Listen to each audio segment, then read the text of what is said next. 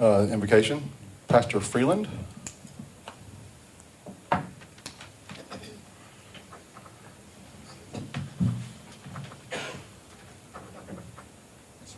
us pray.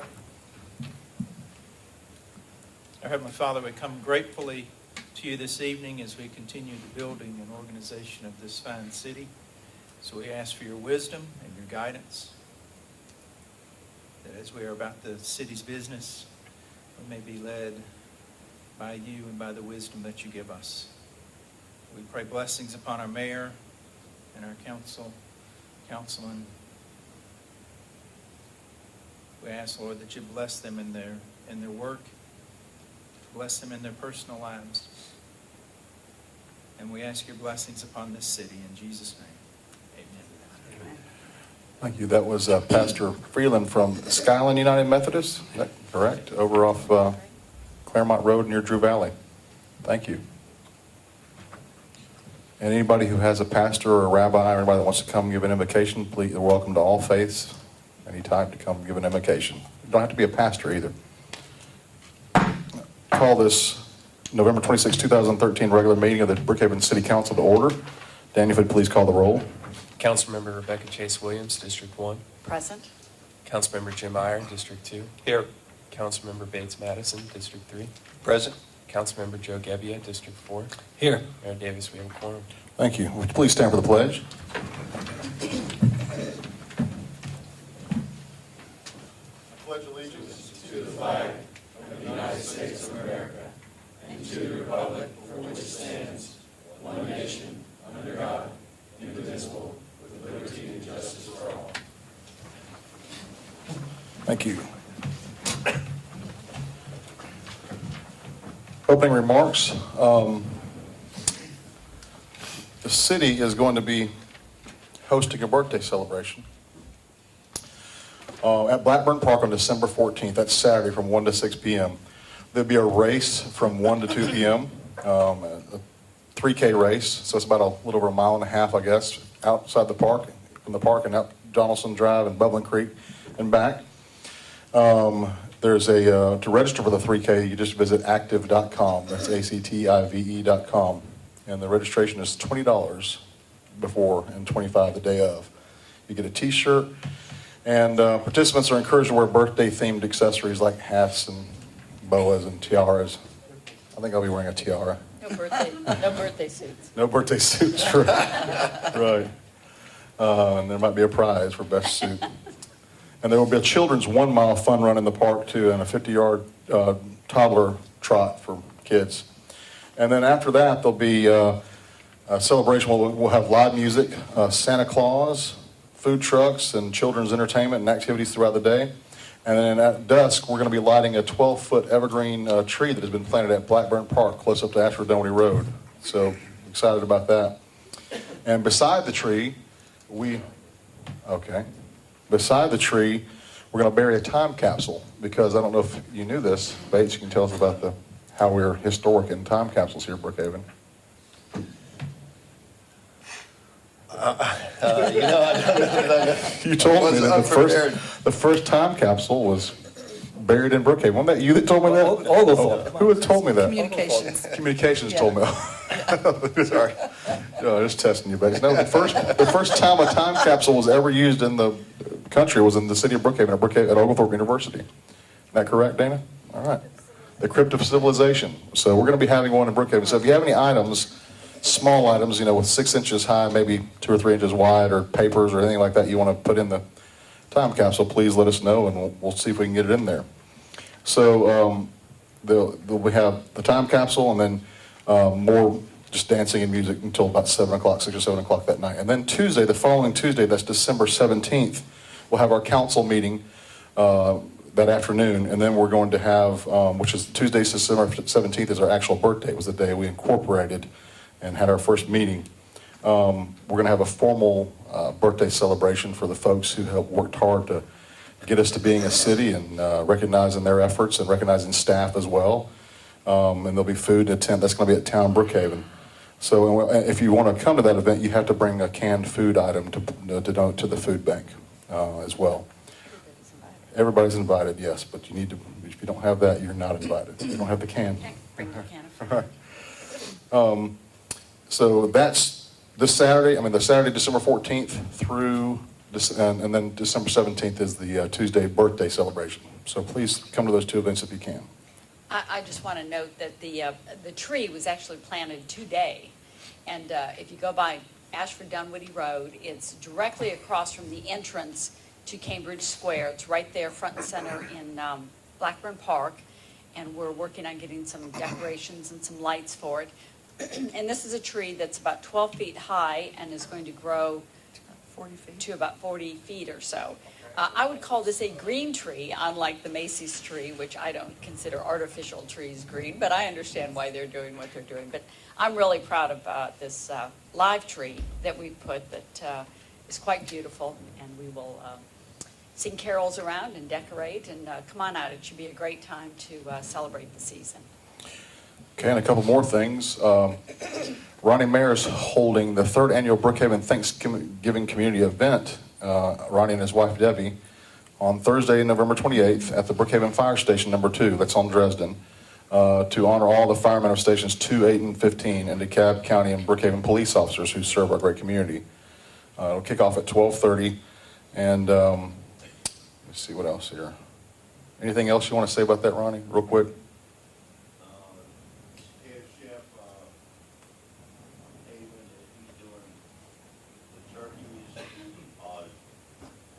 Julie from Kaleidoscope, he's doing the chili gravy, and he donated a $350 smoker to the fire station. All right. Well, thank you, Ronnie, and thank you for holding that. I'm going to repeat that into the mic so the people who are Okay. watching this can hear what he just said. Okay. The chef from Haven is going to be providing the turkeys, and Joey from Kaleidoscope is going to be doing the gravies and donated a $350 smoker to the firehouse. All right. You know, this is It's a worth great. recognition. This is a great thing that Ronnie and his wife do every year, and it's just wonderful because, of course, the firemen on duty, somebody has to work the holidays, so it's just great to remember them, and thank you, Ronnie, for doing this and organizing it, and for your generosity.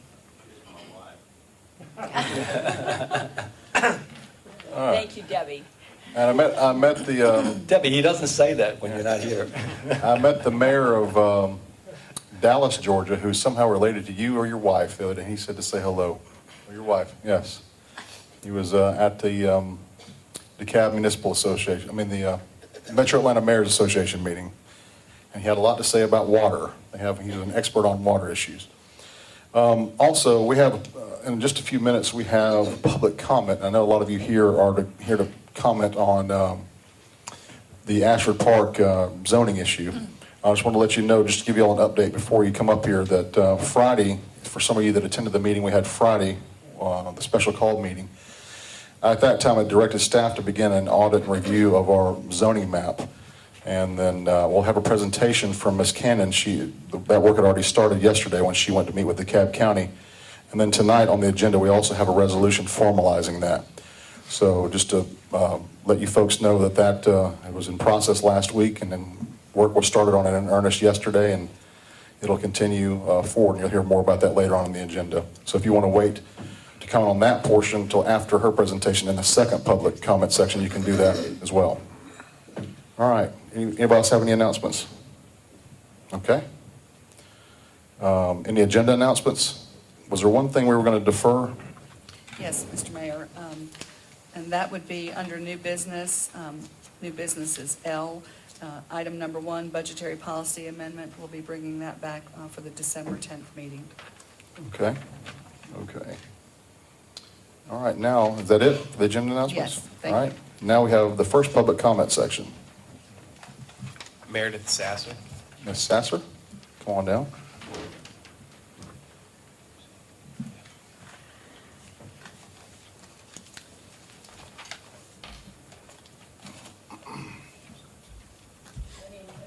Thank you. Would you like me to play the slideshow? Yeah, if you don't mind, that would be You great. want me to tell you something? So my name is Meredith Sasser, and I've lived on Ashford Road for 13 years. It's good to see you all again. The last time we saw you on Friday, we asked what we could do to help. And I know on Friday, JMAC sent a note back to some of the concerned citizens who are looking for solutions. So hopefully the information we present is in that vein. So as you know, there was the city attorney provided his opinion on the zoning dispute of 2802 Ashford Road on Friday. And we were able to get a copy of that on Friday along with everyone else. After taking a look at it, we had concerns about one particular part, which was that the lot 2808 Ashford Road is zoned R85. And so we too went back to the official zoning map that Brookhaven has, and on that map, it is zoned R85. However, in speaking with the current owner, Maxine Robinson, who lives at 2808 Ashford Road, she was under the impression it was zoned R100, and she was not aware of any activity that had taken place since the city of Brookhaven had been established, and especially since the zoning ordinances had been adopted on January 15th after the second reading. I know the first reading was on January 14th.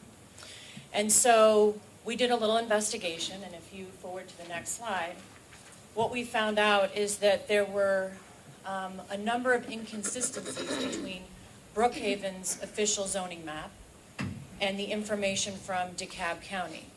In particular, the area we're in, which is about 12 acres where North Thompson Road meets Ashford Road, there seems to be 13 properties out of 22 where there's a difference in the zoning designation. So I know that we had folks go down as well as other people to DeKalb County, and if you go to the next slide, this is the information that DeKalb County has on file. So something has happened between January 14th, when it was in DeKalb County's possession, and January 15th, when we adopted the zoning map. So, based on the inconsistencies, we would like the full audit, so that's a great news story because that's already, it seems to be on the agenda. We would like to immediately initiate the process determining the legal zoning of 2808 Ashford Road, which we believe will show as R100. If it is R100, then the city attorney's opinion in regards to the current zoning dispute is no longer true, and average setbacks must be applied.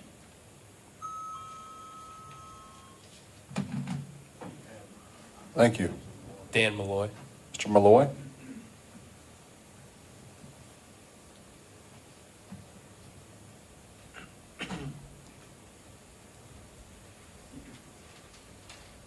Mayor and Council, thank you for the time today. I just want to take a moment and say I appreciate the time that each of you has allowed me to speak and to listen. Clearly actions are speaking louder than words because each time that I get up here, you all have been taking action, whether it's investigation or such. Essentially, as you saw with that zoning map and the audit that's taking place, I hope that each of our district representatives is demanding that their zoning be audited, justified, signed off on, and making sure that there's no inaccuracies within the map. I talked last time about code and enforcing code. This is originally why I had approached the microphone, specifically around 2802 Ashford Road, and that there were some violations taking place there relative to average setback and, of course, the retaining wall. I feel that that's still a conversation that's continuing, and I feel that a resolution clearly will be reached on that. I also know that there's conversation around eliminating average setback.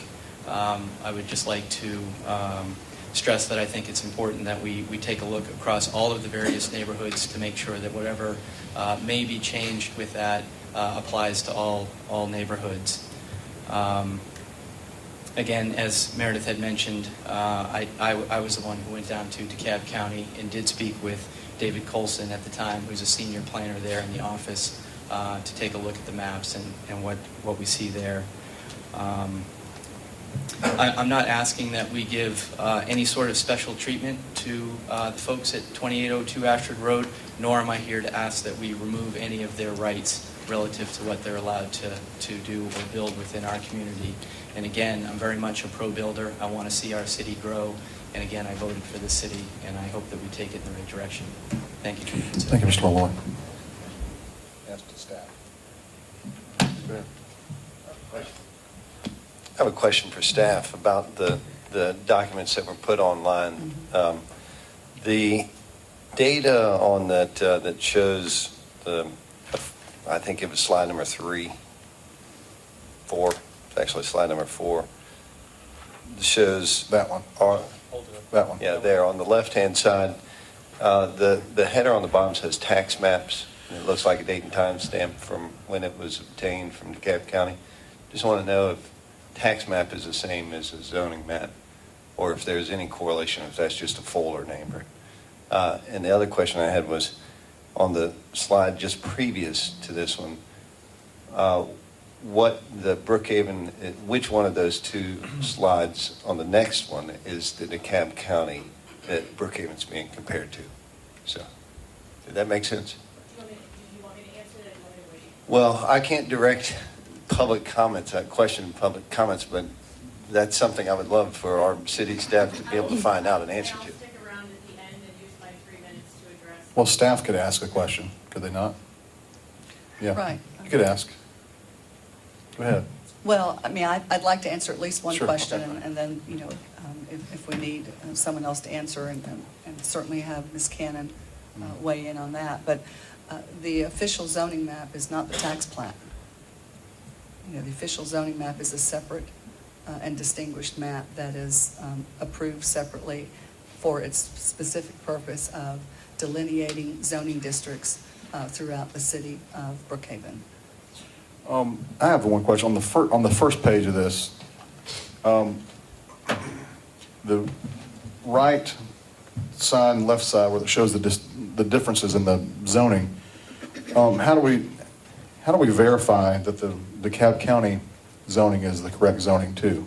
I mean, do we have to audit what they have too? Because if they don't have the backing files to these, how do we know that these numbers are accurate? Well, that's absolutely correct, and that's part of the audit, you know, that we have to go parcel by parcel and review that, especially with this list that shows a number of discrepancies. We're operating off of the map that the county provided to us, which was adopted according to Zoning Procedures Act and as the official zoning map of the city. Now that it has been brought to our attention that there are a number of properties that have a different zoning classification, I mean, we have to go back to our original source, which was DeKalb County.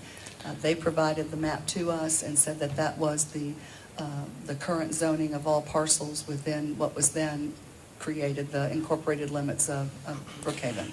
Did you have something, Mr. Malloy, you wanted to give? For what it's worth, I had asked the question around why is the tax information shown on the bottom, and the gentleman, David at the county, had explained that's how the folders are organized when they pull up the maps. So he pulled up the map from 2000 and 2013, and at the bottom it changes the path or the folder, if you will, given their naming conventions. So, I'm happy to leave this. Yes, please do. Mike, if you could come up for a second, I have a question for you. This is Mike Adelson. He's our GIS department. He's the map guy in Brookhaven. With what you see here, I mean, we have questions about all this, of course. From this first slide, which I think is what we have adopted, correct? Is that correct? Yes. This one is what we, all right. To the last slide, which has the two DeKalb from the vellum and the official zoning map. What is the map that was transmitted to us from DeKalb County? What is that one called? What did they, when you got it from them, what did they call it, or what did you ask them for when you said, hey, we need a map to adapt for our zoning ordinance? Explain that. It would be the zoning map. It was called the zoning map. The tax map is something completely different. Mm-hmm. I know DeKalb used to put. You speak in the microphone. DeKalb used to put their zoning categories on the tax maps, but they always had a zoning map as well to be the official zoning map. So what did we get from DeKalb when you requested the information? What did they give you? They called it the zoning map. Yeah, it's actually this one right here, printed off. It was a PDF. Okay, so that's what you got in January or December of this past year from That's DeKalb? right.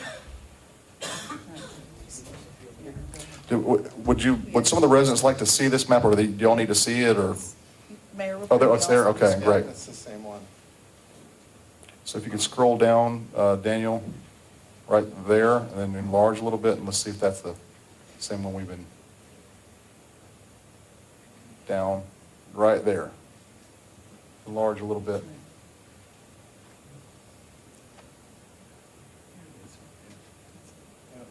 So that is the map that you got.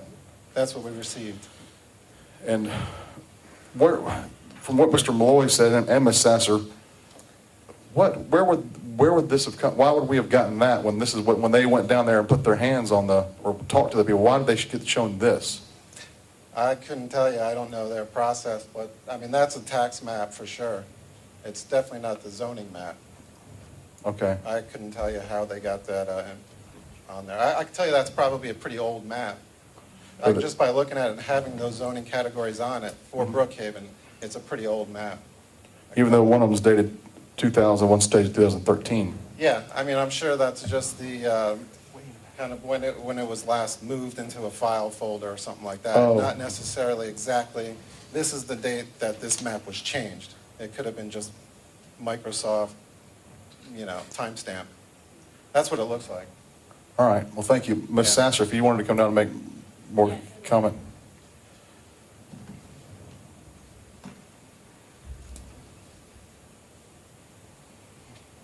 I'll save my comments about the acceptance and the adoption of the map till the second session. Okay. But specifically in regards to 2808 Ashford Road. Right. Which is marked on this map as R85. Right. Per Georgia zoning procedures law, Right. I would like to see evidence from Brookhaven and DeKalb that at some point it was rezoned from R100 to R85. I personally will need to see that evidence. Right. I'm talking about a specific piece of property. I have a suspicion on what happened, but I'll address that with my other time because I'm trying to be respectful because you asked me to come back up. But I think with 2808, I think what's in question is, was it legally rezoned? Meaning, at one point, earlier this year, it was R100, and now it's R85. In order for it to become R85, there would have had been public notice. I went back through all of Brookhaven's meeting agendas. I've looked at everything, and there was nothing to rezone that property. Maxine would have seen a sign in her yard that said, it's coming up. So what I want to understand is, how was it rezoned? I want to see evidence that it was rezoned. Without that evidence, which is what I would recommend, is that you verify. Don't just take my word for it. Verify legally what is the property zoned as, which means go through all the paperwork. Back in time, if you have to go back to DeKalb, go find it. It's there. We have the maps back to 1946 that show when it was originally designed as R100. I encourage your staff to go look at that for this specific property. And since Brookhaven took over this particular piece of property and the zoning designation, I would like to see evidence then that it's now R85. Otherwise, we as a city are violating the Georgia zoning procedures law, and we have adopted and accepted a property, I'll just talk about this one property, with an invalid zoning designation. Thank you. Questions for the city attorney? Yeah. I'm sorry. Go ahead.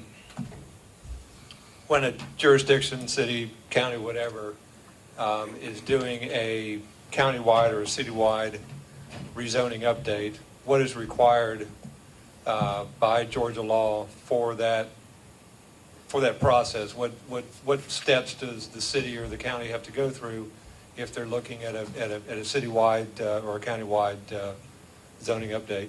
Well, this is a unique situation in the sense that you're taking over the zoning from a county. However, as you stated, Could you pull the mic a little closer to you? Thank you. And this is Tim Tanner.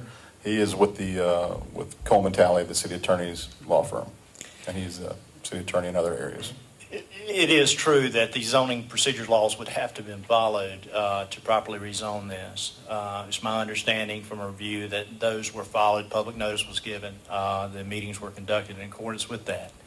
I understand there's an allegation about a discrepancy from what it was or supposedly was zoned in DeKalb County and when it was transmitted to Brookhaven. However, from what I've found out, we adopted that map in accordance with the zoning procedure laws, and unless I could be pointed to the right direction on how we specifically breached the terms of the zoning procedure laws, I'd be very interested in that, but I don't see any evidence of that thus far. For a citywide or a countywide, I understand this is a special case because Yes. it's a new city, but say for instance, DeKalb County or Clayton County was doing a countywide map update. Are they required by Georgia law to provide notice to all the property owners of changes to their zoning? Well, there would be a requirement of public notice. Other than and I'm sorry, and be specific with what that public notice needs to be, whether it's a letter mailed to the individual property owners or whether it's a notice in the legal organ of the... Notice in the legal organ. So Georgia law, if you're doing a jurisdiction-wide, they only require notice in the legal organ in the newspaper that, and then public hearings, Yes, map is presented, gavel falls, it's done. yes. It's done. And whatever at the end of the day, what that map shows is in fact the zoning for those parcels. The officially adopted zoning map. Yes, it is. You're correct, Councilman. So at that point, it's a legal map regardless of however it was adopted. It's a legal map. If It complies with the ZP. Yeah, the ZPL is nothing more than a procedural safeguards in enacting any zoning change, whether it be 100 parcels or one parcel. You have to go through the same procedures uniformly every time to put the public on notice because it affects property rights. So you follow those procedures and then you adopt the map. Again, that's what was transmitted and that's what was advertised and that's what was adopted. So that would be your official zoning map. To Ms. Sasser's question or point, I mean, we would know if somebody had applied and for that to be rezoned. So we don't have any records of anybody applying for that to be rezoned. No. I mean, as far as we're concerned, it should be R100, but for some reason, the map that we got transmitted says R85. But we didn't do anything to change that arbitrarily. No. So I'd just like to add. So what I'm hearing is the point of differentiation here. Take out the variable of Brookhaven becoming a city. Okay, we've got two maps that were supplied by DeKalb County, correct? If you take out the variable of Brookhaven, you've got DeKalb County with a discrepancy. And unless that procedure was followed where it was noticed, sign was put in, public hearing, then it would be an invalid zoning for that. There would be a discrepancy there. So what you're saying is because we're the city of Brookhaven and we accepted that coming over, that becomes a premise upon which is acceptable. Is that what you're saying? I think so, yes. So the variable just is that it's because it's a city versus being two maps coming from DeKalb County. And the process that went through to accept it. But I want to make sure I'm clear on this. I think it really goes back to the procedure.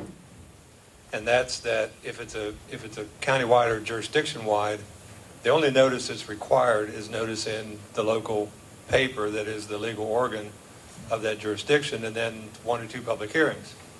And I know that for a fact because I personally am now rezoning a piece of property owned in Clayton County that was rezoned from industrial to residential, unbeknownst to me 5 years ago, as part of a countywide rezoning. I said, shouldn't I have got a letter? They said no. We published a notice in the newspaper. We had two public hearings. Gavel fell, it was done. So, my industrial property is now zoned residential. I'm rezoning it back, but again, I just found out because I had a tenant go down and ask for a certificate of occupancy and was denied because his use wasn't permitted in that zoning category. So, I understand now, based on the comments from the attorney, that this is a jurisdiction-wide rezoning, and Georgia law doesn't require a specific notice to all the property owners. And at the end of the day, whatever the map says, the map says. Once the gavel falls. Have I misstated anything? You summarized it fairly accurately. Yeah. Okay, I guess we continue with public comment. I want to try to address these concerns as they come, because we're learning stuff every day. Every time somebody comes up, we're learning something, and we want to keep finding out the roots of all this. Next, Daniel. Carl Myers. Carl Myers.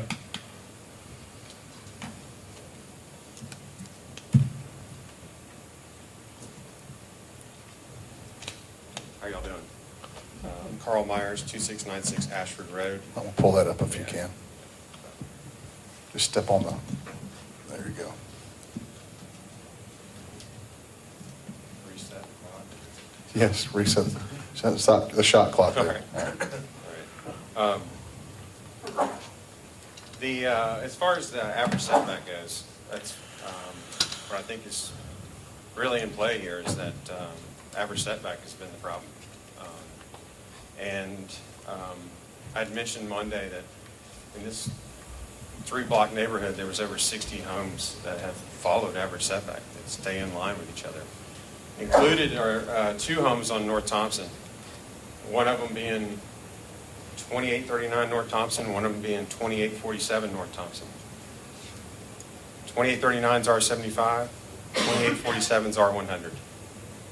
They're right next to each other, and they followed average setback. It is less than a block away from this project. Less than a block away. They followed it. David Cullison, who's a senior planner and knows his stuff, he's been there a long time. He knows what's happened in DeKalb County through Ashford Park for the last 10 years. He knows the policy. He didn't have to refer to any book or anything about it. He knew exactly what it was. He didn't have to call a reviewer. Hey, what do we do when it's R75 and R100 right next to each other? He knew. You go with the property that is of like zoning. You don't take the 2. He told us right away, and I said, oh, you don't average? He said, no, you don't average. You just take the 1. So when you have an R100, next door you have an R85 in this example, and the other side you have an R100, you only use the R100. It is an average of itself. That is the policy that they have used throughout DeKalb County. That's what everybody else has been susceptible to. That is what 2839 and 2847 North Thompson, right around the corner, that's the policy they followed. And now all of a sudden it's not a policy in Brookhaven. And I don't understand the city's opinion, the attorney's opinion, where he gets it from. An attorney should go grab precedent. How have we done things? How has this operated? That's how I would do it. You would look to see what history, precedent, has done in this instance. And what they've done is they've taken the average, but the average of the 1, in order to make that decision. David Cullison said that's how it operates. There's your example.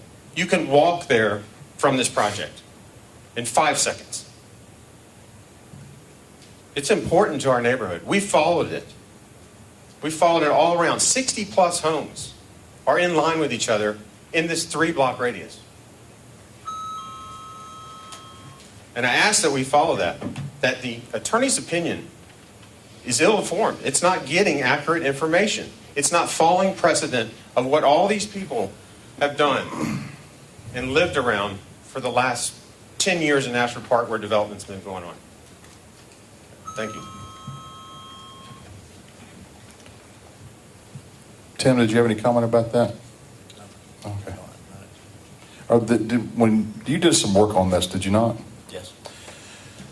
The case law on this, because that being precedent is an important issue, is case law that would say that setback averaging is an average of averages itself or 1 rather than 2. Would you know if they're... I do not know of any case law that defines that particular issue in such a specific situation. In fact, I know of no case law that talks about that, but I'll certainly continue to look at it. And it's different. It's additionally in the context of the section in and of itself, and the comments about buildings in the plural. So it's also other things about, well, you can't take an average of one. Well, would you, I mean, like Mr. Meyer pointed out, I guess that was the internal staff policy of DeKalb County when they were doing setback averaging, that's how they did it. Does that apply to, I mean, why can't that apply to us, the way their policy was, their procedure? Well, in looking at this section in and of itself, you actually look at the terminology you used in the section first. And only when that is ambiguous do you go to expand upon that. Tom, and I feel it's not ambiguous in this situation. Now going forward, it may be a policy that the city wants to adopt to say when you have a situation of similar, of this nature, that you're not required to have two buildings. You can average one. Of course, you average one, then again, it's going to be the same. There'd never really Would that require a text amendment, or would we just by fiat say I would suggest heavily a text amendment, yes. Because you would clarify. Again, zoning's all about notice, clarification to the public, because it affects land use rights. And when you're talking about limiting anybody's ability to construct a building or use their property as they deem fit, then you're going to be held to a high standard. And first you have to look at the law. And you cannot impose any more restrictions than what you have set forth. And so if those readings that I would submit are not in there, and I understand that may be the way they did it in DeKalb County, but you look to the terminology first, and that's what you have to support your whole argument. Again, it's going to be strictly construed against the city, any zoning regulation. So you have to keep that in mind when you're going forward with any zoning decision or action. All right, next, Daniel. Maxine Robinson.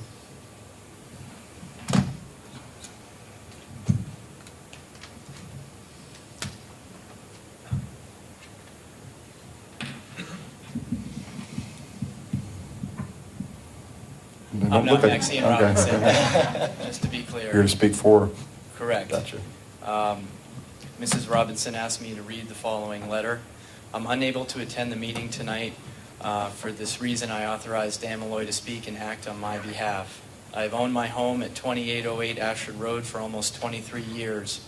Prior to that, I lived on North Thompson Road for 9 years. So you see, I am not new to this neighborhood. It has always been a nice place to live. At this point, however, I am very concerned that you want to change my zoning code. You seem to be trying to change my property to R85 when it is in fact R100. The R85 is an error which I do not want to remain. I want my property to be zoned R100 as it is supposed to be. I had hoped the new city of Brookhaven would be beneficial to longtime residents instead of causing a problem for us. I strongly urge you to require homes on Ashford Road to be built in line with others and according to code. If 2802 is allowed to be built out of line, other new homes must be allowed the same code violation. I am not opposed to new construction, but very much support an orderly street. Please do the right thing. Thank you, Maxine Robinson. Thank you, Ms. Robinson. Just hand it to Daniel. Okay. Thank you. All right. Some seagulls on that card. Dan. I don't know if that's important, but. That's a comment card. Debbie Mayer. Miss Mayor?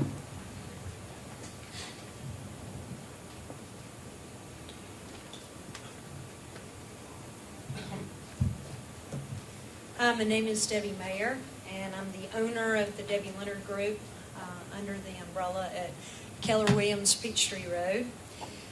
I'm a resident of Ashford Park. I'm a very active realtor in the Brookhaven community, and I work with 3 award-winning builders and new home construction in Brookhaven. And this last year, I've sold over $10 million in sales just in new home construction. And I'm here tonight to voice my opinion of not to lose the average setback. If we lose the average setback, this will destroy our overall streetscapes within our community and the overall look and feel of what we all have worked so hard to achieve in Brookhaven. It would also mostly destroy the integrity of our neighborhoods. Why would we take this risk, and why would we take this chance to lose what we have all worked so hard for? We have an active, thriving community that we need to protect. I'm a realtor. I'm speaking for many realtors and speaking for many people in our community. Please maintain the average setback. Thank you. Thank you. Larry Cook. Mr. Cook?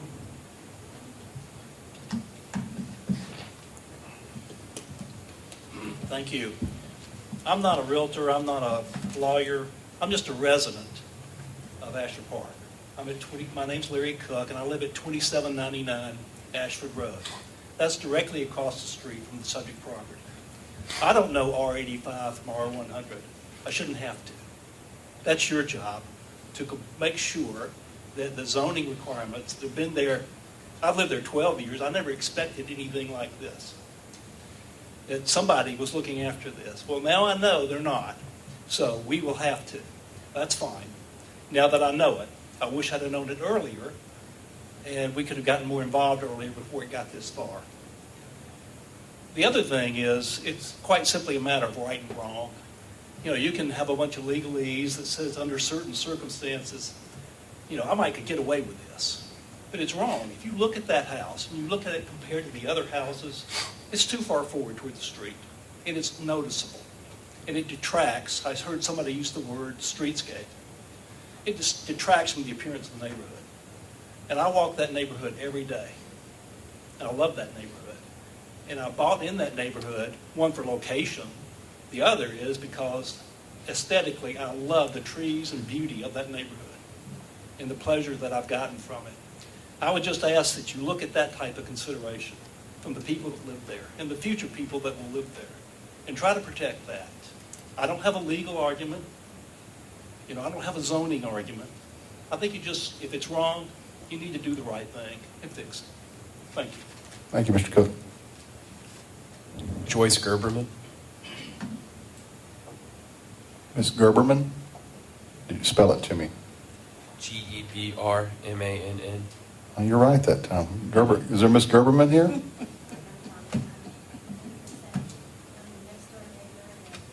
She's allowing me to. Oh, okay. Thank you. Thank you, Ms. Gerberman. Ronnie Mayer. Ronnie Mayer.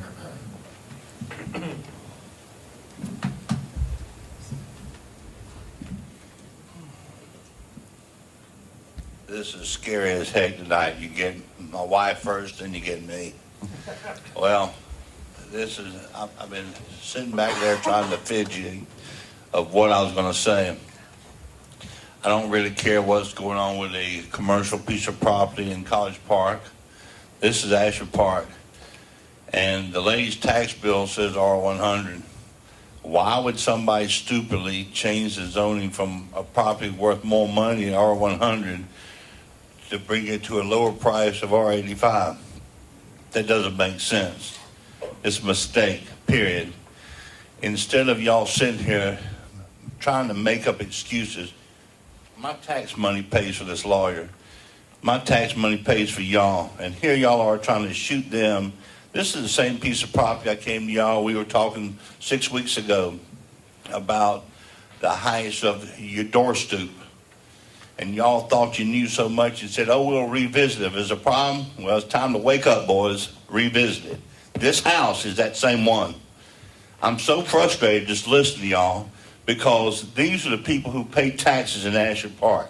And here all y'all are, and our county attorney is, trying to shoot these people in the foot. I'm not saying tear the house down. I don't care if you get a helicopter, you put iron beams up underneath it. They moved a mansion off of Peachtree 6 blocks. I don't care how you do it. Move the house back to 13 feet.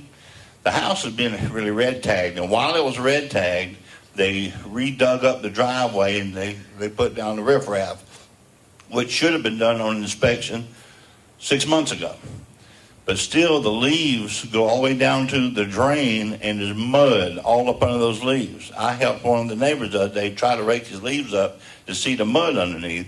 It needs to be pressure washed all the way down and clean the mud up before it goes in the drain there. This whole thing smells a dirty rat, and you set a precedence. If you let this house completely stay right there, the next builder comes, you have these builders who have already built houses in DeKalb County and Brookhaven that are experienced in building this neighborhood. You have a new builder that's never built, so he just comes in, he doesn't know any of the rules or laws or this, that, and the other, and tries to get by with anything he can, because he was called a few times and never answered the call. The homeowners one time were asked to do something, but they thought that it was more important to talk to the interior decorator in the house than talk to the president of the neighborhood association. All I'm saying is do the right thing, because you're going to destroy the integrity of Asher Park that we have fought for over 25 or 30 years. And I own a piece of property 4 houses down, so I have a voice in this. Thank you. Thank you. Next, Doug Dillard. Mr. Dillard.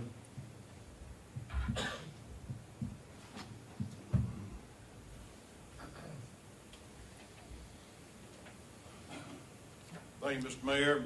Thank you. Members of council, I'm Doug Dillard with Wiseman, Noack, Curran, Wilco. I represent Paul Berbierce and Mary Berbierce, who own this house. I submit to you, as I have often argued, that the distinctions between R75, R85, and R100 in the DeKalb County ordinance and in yours is an arbitrary designation. It is obvious that folks walking up and down the street don't know the difference between R85 and R100. This house has been under construction for over 6 months, and they come in after it's dried in, after the foundation's been poured, and want you to tear it down. Cost them $500,000 to do so. That's unreasonable. That's not protecting the public health, safety, and welfare, which is what your zoning ordinances have got to do. The averaging statute's an arbitrary statute. I've argued it for a long time. You can't take one lot on each side, I don't care if they are the same zoning district, and determine that that's going to fit in with the other 30 houses that are on the street if they're not set back the same distance. Why have a front yard setback requirement of 35 feet if you've got an averaging statute? And why shouldn't the ordinance that says 35 feet refer you to the averaging statute so that you know you got to average rather than meet the minimum? What DeKalb County did doesn't matter. What you did does matter. You adopted a zoning ordinance and you adopted a zoning map that showed R85 and R100. And it doesn't matter if the owner didn't know it. It doesn't matter if the tax assessors thinks it's something else. I got 3 cases right now in the office where the tax map shows one classification. In Hateville, for example, it's got 4 apartment units on it. They show it as zoned commercial, and my bankers want me to certify that it's zoned multifamily. The tax map, the zoning map are in conflict. What controls? The zoning map. It doesn't matter what DeKalb County had on the books. What you adopted, when you adopted the zoning ordinance and when you adopted this zoning map, is what is important. That, in Georgia law, is the highest and best use, highest and best evidence. The zoning procedures law requires that you advertise that area-wide zoning adoption not less than 45, not less than 15 to more than 45 days before. You did that. And what DeKalb County showed is really irrelevant. What you adopted is what you adopted. Now, if you want to go back and change it, you can go back parcel by parcel and change it. The zoning procedures law does not require individual notice. I've run into this several times where I've had people that wound up with non-conforming uses and non-conforming structures because of an overall adoption of a zoning map. It satisfies procedural due process. It satisfies substantive due process. You wind up with a grandfathered lot, but the zoning map is legal. And that's what you got to go by. Thank you. Thank you. Next, Richard Matthews. Mr. Matthews.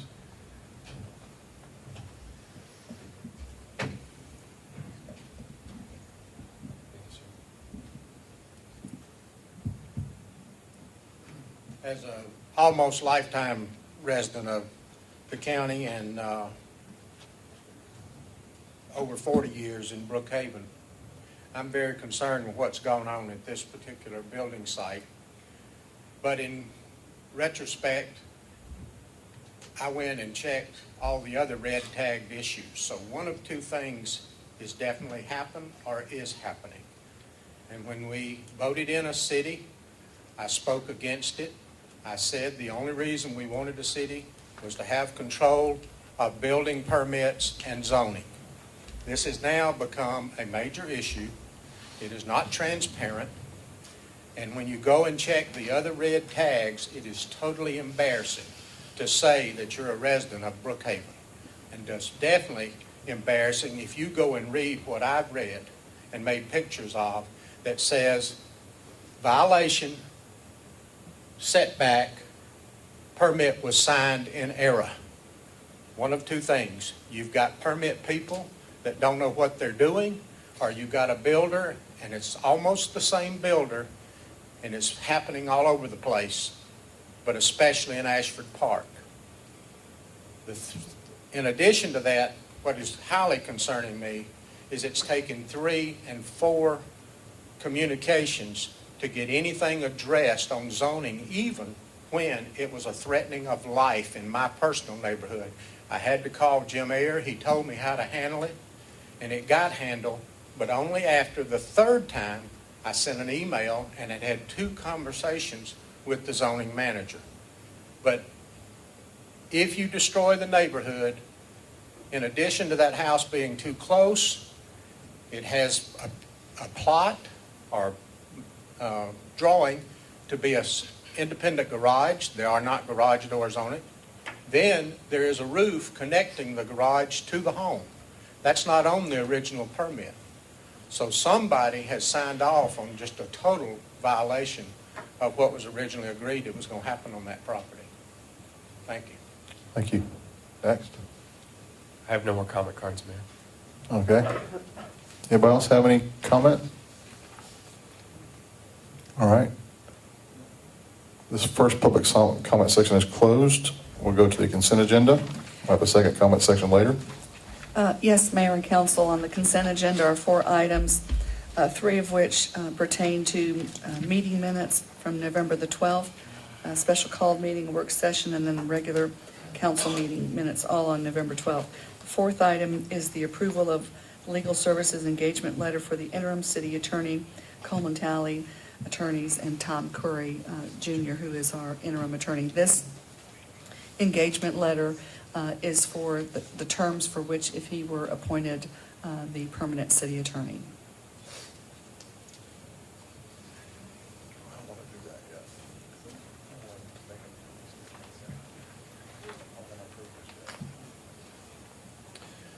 What did she say? Say that again, that last section. If we approve this letter, then it becomes from interim to permanent? No, these are the terms for which we would govern the city attorney in terms of their fees and rates if he's named the permanent city attorney. Okay. Has nothing to do with what his current contract is. All right, Jim. Go ahead. Do you want me to go ahead? With your minutes thing? Yeah, Okay. I have a few modifications that I think is to the November 12 consent agenda, and Daniel, I will give you these, so don't try to frantically write these down. I'm looking at page 4, the paragraph right above Fire Marshal IGA, second line from the end, after to look at alternatives that included, I'd like to add engineered solutions that would provide the same water quality protection as the use of the 75-foot buffer, and that's That was a clarification of a comment I made at that meeting. Also, same thing, page 5, Brookhaven County Service Center. Councilman Myers suggested maintain a 50-foot road improvement, access to parking, and want to add the ability to make improvements to the county property. And again, I'll have that to you. And then finally, in the public comment section, we had Gary Schneeberry. It's actually Gary Schneeberg with a G, not a Y. So those 3 comments with those changes, if it pleases council, I'd like to move that we approve the consent agenda with those 3 minor changes to the minutes that are included on the consent agenda. Is there a motion? I'll second. No, I said, is there a motion? I think he asked for a motion. Well, I'd like to make a motion then. Let me Can he make a rephrase. motion with those amendments on it? Yeah. Okay, all right, go ahead. I'd just like to make a motion that we approve the consent agenda with the changes that I just read into the record, and we'll provide to the clerk for clarifications. I'll second. Any discussion? Just one point of discussion. In the future, if we do those, it would be helpful to the rest of council if we could distribute those adjustments, because it's hard to sort of hear all of them, just as a courtesy. Okay. Yes, in the future, if we could do that, it would be great, please. Any more discussion? All in favor of adopting the consent agenda, signify so by saying aye. Aye. Aye. All opposed? All right, announcements? Yes, Mr. Mayor, you already Mhm. reviewed the birthday celebration, unless there's anything else that needed to be added. That's it. Okay. Item number 2 under announcements are the planning commission appointments, and these would be the appointments you would make for 3 positions and then for confirmation by council. Okay, I'm not ready with those yet. Okay. All right, then moving on to number 3, the zoning board of appeals reappointments.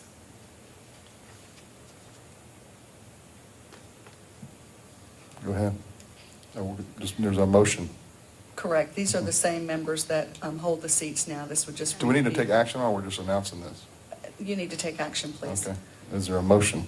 I'll move that we reappoint the existing zoning board of appeals members. Seconded? Any discussion? All in favor of reappointing the zoning board of appeals, signify so by saying aye. Aye. All opposed? All right. Question? Yes. Is it a 1-year term every year on that? No, they're staggered. Some are 1, some are 2. I got, so I thank you. I have a question. The planning commission appointments that needed training, is there any? Can they still get training without having been appointed? Yes, I think they can now.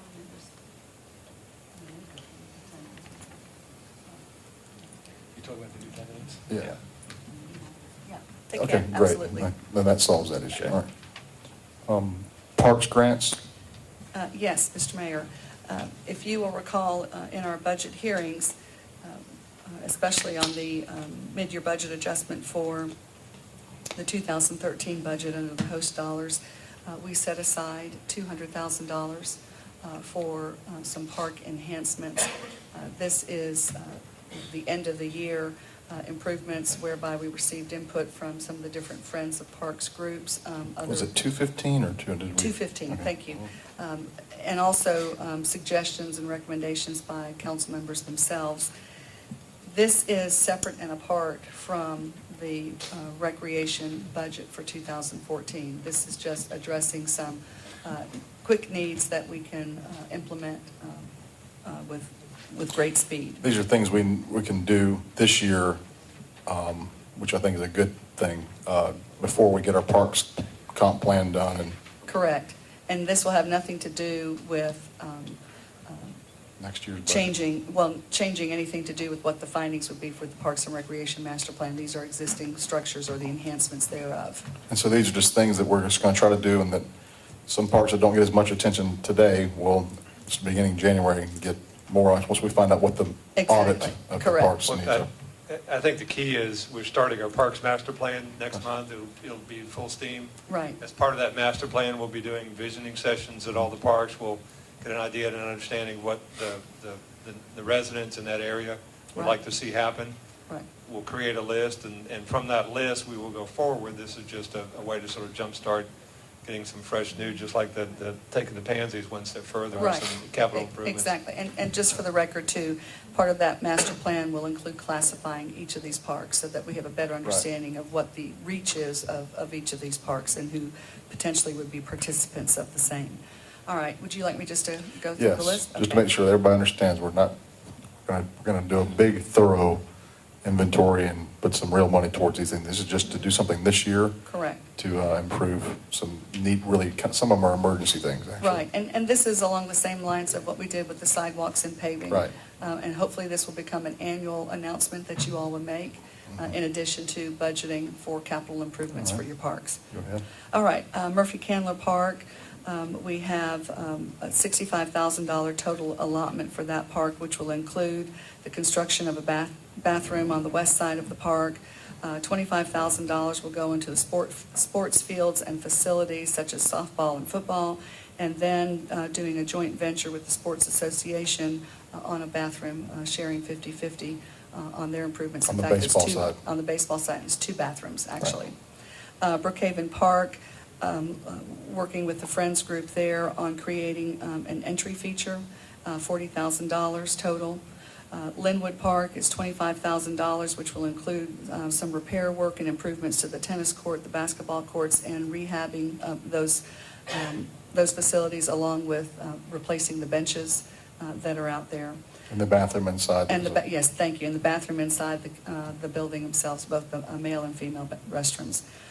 Blackburn Park, $25,000 to take a look at the pavilion there and do some repair or replacement. For all the parks, we are allocating $10,000, and I do want to footnote this, that we'll monitor this to see if this is enough as we get into the master plan for recreation, but dog stations for all of our parks. What's a dog station? Dog station is an apparatus. It's a stand where there are plastic bags that you can pull down and use so that you can take care of your pet's needs. Okay. Not for human use, Joe, just pet use. I don't get that. Okay, Ashford Park, looking at a swing set and some landscaping around there, and also the installation of that, $10,000.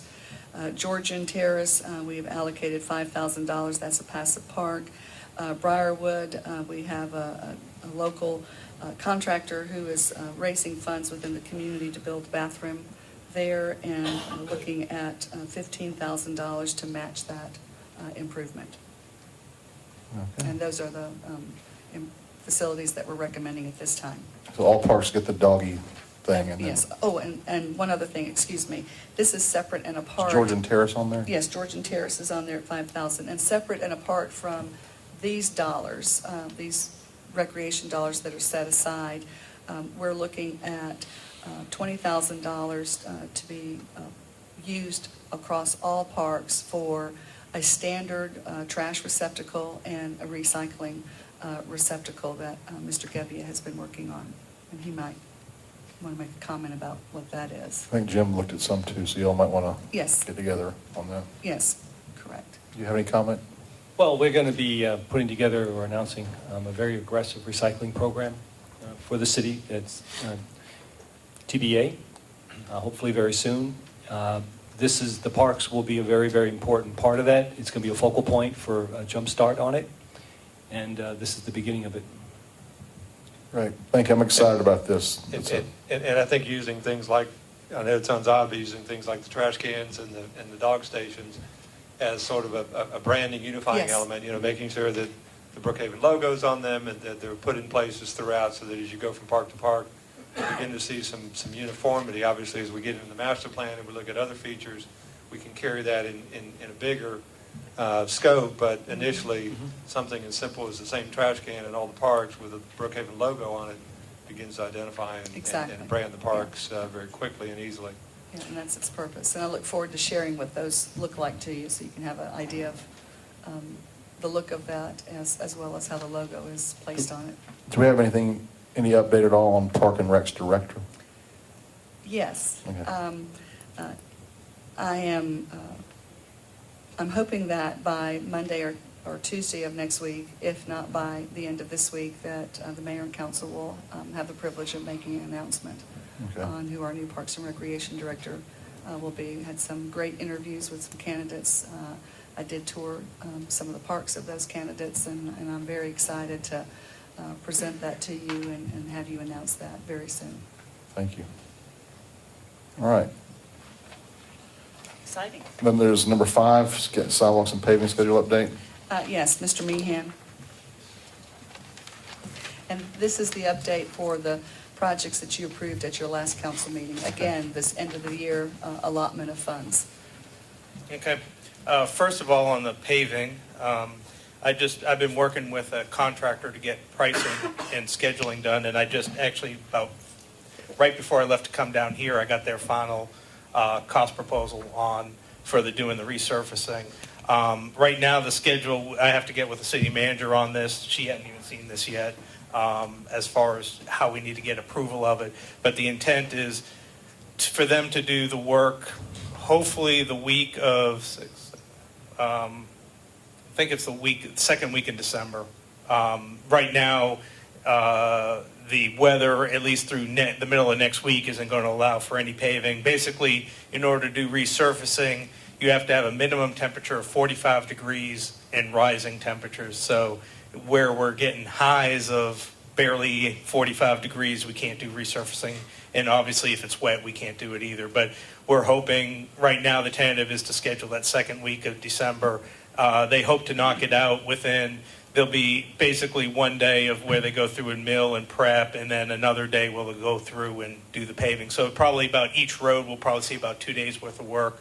And we are trying to, the one special case is Pamela Drive. We are trying to coordinate that so that that work gets completed on a Saturday when school's not in session, so we don't have to disrupt the school. We would have hoped to get everything this week, but the weather, even if we had the contract in place, the weather would not allow the resurfacing this week at all, or even this coming weekend, because the weather's not going to cooperate with us. So hopefully the weather will cooperate with us in a couple weeks, and we'll be able to get these 5 knocked out pretty quickly and get done with that. The sidewalk, we're still working on getting an RFP put together, or an RFB put together for the sidewalks, and we're probably, what I'm looking at to get some of the work started as quick as possible is get a couple of them, and the ones I'm leaning towards is Stratfield or Ashford Dunwoody at Stratfield and Briarwood Way, because those are the ones that require the least amount of design and are basically the easiest ones to construct. So get those out for bid and get a contractor working on those. Looking at, putting together some of the other ones, even though we may be able to do them design build with minimal to no plans, there's issues with having to meet with property owners, having to meet, just looking at them a little bit more detail before we just send a contractor out there to start working, because we want to make sure that we're keeping the work inside the right of way. We're also give the contractor to get a good price from the contractors. We want to make sure we give them enough information to know what they're ordered to construct, so we get a good price from them, and we don't end up with disputes on the back end of, well, you didn't say that was included, or well, that's going to be extra for this type of item. So I'm trying to make sure that we put together a solid package, that we get good pricing, and we don't end up with a lot of add-ons on the back end and change orders on the back end when we try to finalize these. So that's where that stands. I'm hoping to get at least, trying to work to get the RFP for Briarwood and Ashford Dunwoody out within the next week. Although I will say on the Ashford Dunwoody one, there is some associated stormwater work that's going on with the Ashford Dunwoody location, and we have approved the purchase order and given notice to proceed to the contractor to begin making the stormwater updates. Some of that money is coming from the stormwater fund to pay for those upgrades, not coming from the sidewalk money.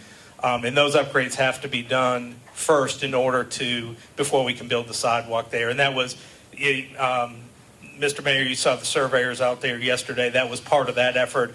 Is with that, we had them take a couple cross sections there at the culvert so we can make sure we can draw up some sections for the contractor because that's our tight point right there at the culvert.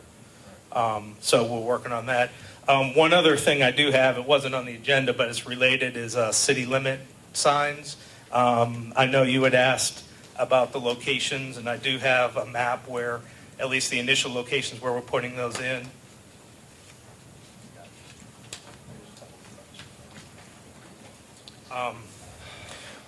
Where we're showing right now, this initial map will be I'm showing putting in about 9 of the Welcome to Brookhaven signs and 15 of the city limit signs through various places. I know it's a little hard to read on this map, but the blue dots represent the Welcome to signs and the green dots represent the city limit signs.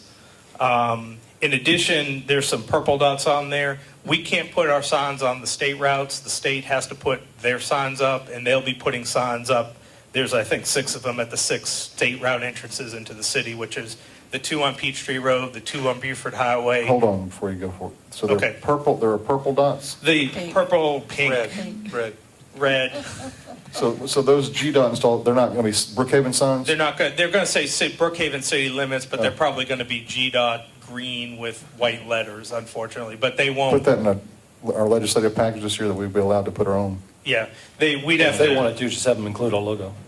Yeah, they've been getting. It's Can we another. just put them ours up and then ask for forgiveness later?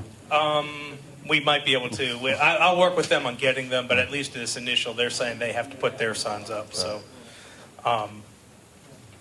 but the rest, and that's the map I have, initial map. And we could always add more later, or we can, if you do have suggestions or about, changing out some of the signs, we can.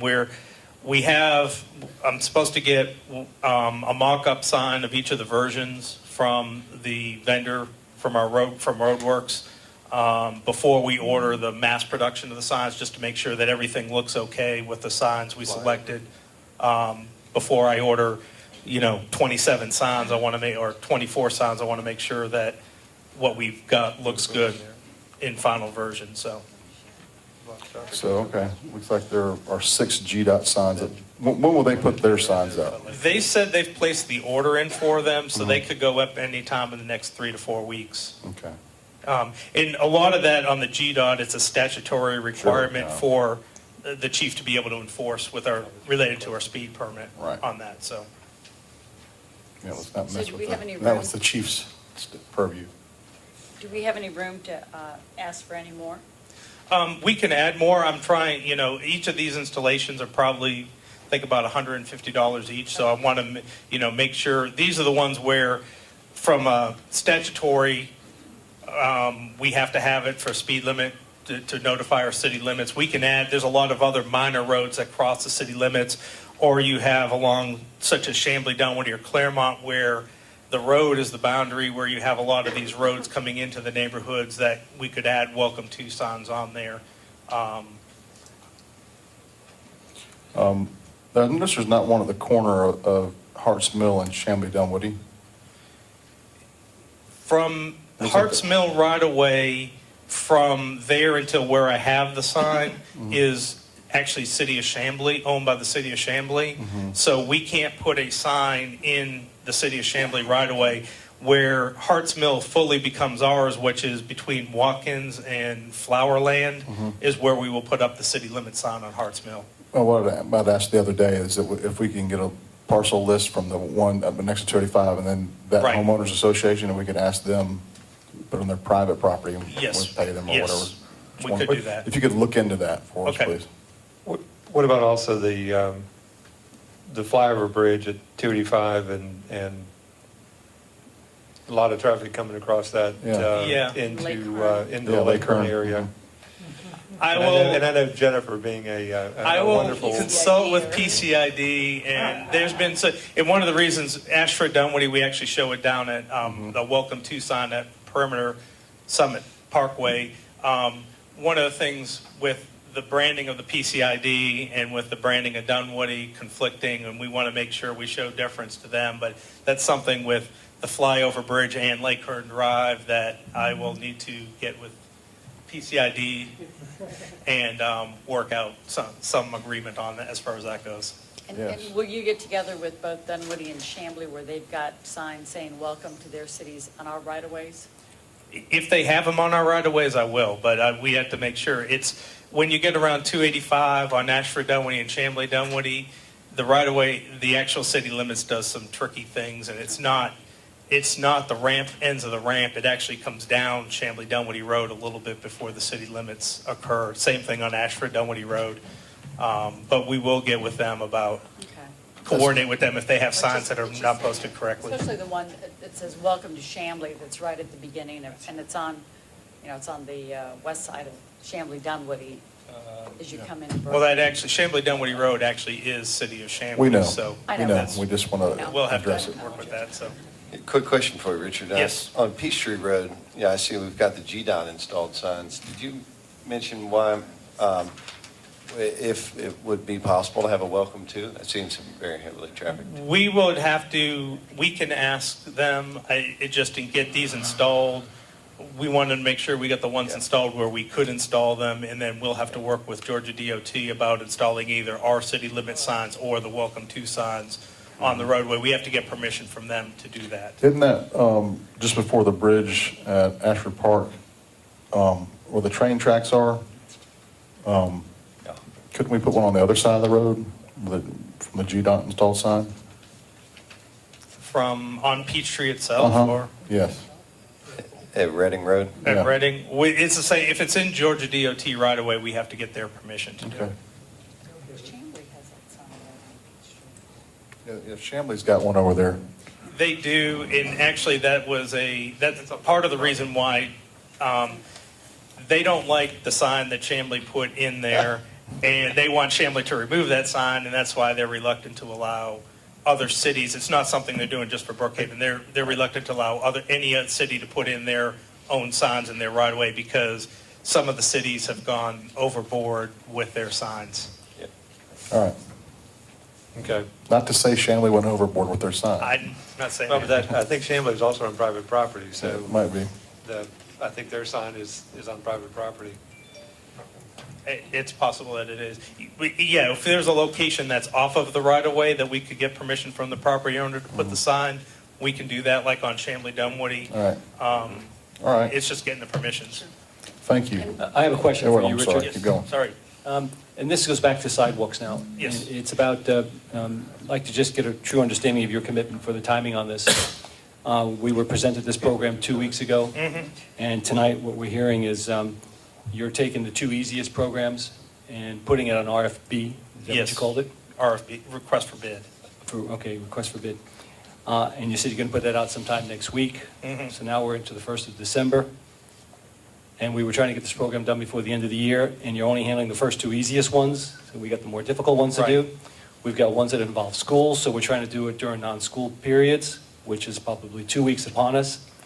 So my question to you is, what level of commitment can we hear from you from timing on this? I mean, we're trying to get these. I want to, with some of these, and with especially the one at the elementary school, because a lot of to get the sidewalk in there requires going outside the right of way, and there's a level of design that is needed to be done, and we need to get that, to try to get the two that have minimal to no design on them that I can give to a contractor to build was the priority as far as getting out an RFB and pulling together all the legal language that I need to have for that. The other ones, it's a matter of getting enough engineering done on them to get those to get those to a contractor to where they can feel comfortable. And in specifically the case with the school, we're going to have to meet with the school board or the school itself to get the permission to get easements from them necessarily. I've already spoken to them, and they're waiting to hear from you on that. Okay. Well, I just need to get with them. My priority has been trying to get between the paving and contracts and getting the ones that I can get out and under construction. So while those are going through the bidding process, I can get the other ones out for bid. And so to get them, we're not going to be able to give this to all five to one contractor anyway and hope to get it done quickly. We're going to have to spread the work out around multiple contractors. So. Well, I guess, is it reasonable to assume that this will be done, though, before the end of the year, or are we talking Construction-wise, no. And I think I even said that 2 weeks ago, that, I mean, we can get them started by the end of the year, but to get everything built by the end of the year is, I don't think, with weather and the process of getting bids and everything, I don't even think I don't think it's realistic to expect them to be constructed by the end, but the idea is to get them under construction or get them out for bid by the end of the year in some cases, on some of them. What's the width on the sidewalks? Is it the same everywhere, or is it? We're going for a 5-foot wide sidewalk. That's a standard width for the type of sidewalks we're doing.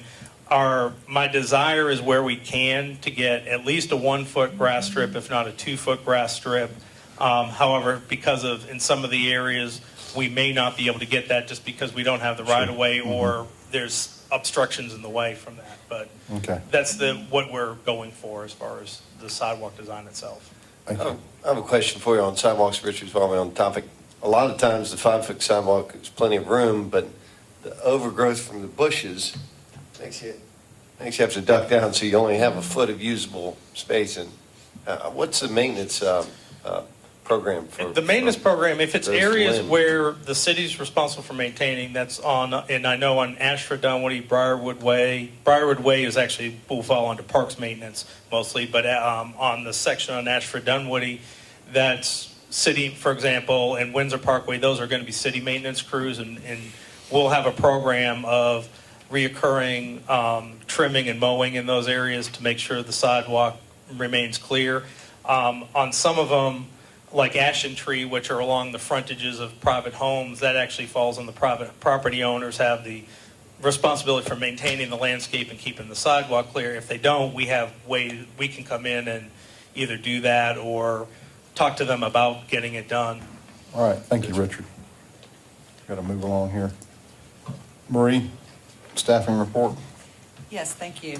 As we discussed in our work session, Mayor and Council directed me to take a look with Ms. Cannon in the Community Development Department as to what additional staff needs were necessary to accommodate the surge of building activity that we have, and then in conjunction with other matters going on within the city, and being responsive and being able to attend to the number of permits that are being issued. As a result of that, the recommendation that I'm making is to add the following positions: a land development inspector, a code enforcement officer, a building inspector, and then an administrative assistant. Was there a fourth one? That was the fourth one, the administrative assistant. Right. So if you all are in agreement with that, then I can move forward and place these positions.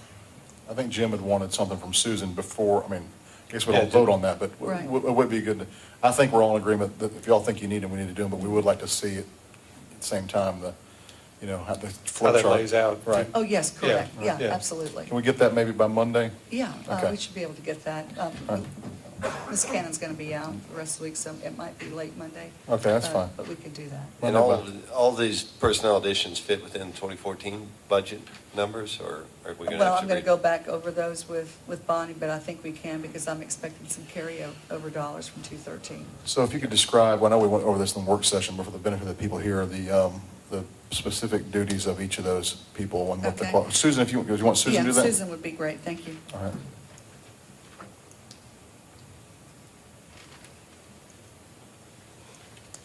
The land development inspector position will be one that will be a land development inspector as well as a in-house plan reviewer as well as an arborist. We're looking for someone that can roll all that into one. He or she will be responsible for reviewing on-site soil erosion control, sedimentation practices in accordance with the state soil and water conservation requirements.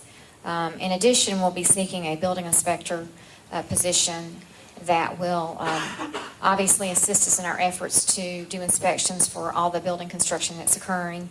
The additional code enforcement officer is needed in light of the workload that we do have and the many code issues that we're dealing with now. And then the additional admin person is to assist those particular positions as well as existing code enforcement and building officials in resulting their inspections, and additionally helping other staff members in the office. We currently have one admin person, and that person would be assisting them. Which is the one that will be assigned to be doing setback monitoring? Actually, it'd be a combination of really all of them. Primarily would be the building inspector initially, but also the land development inspector would keep an eye out for that as well. But it primarily would be the building inspector's role to look at that initially. Okay.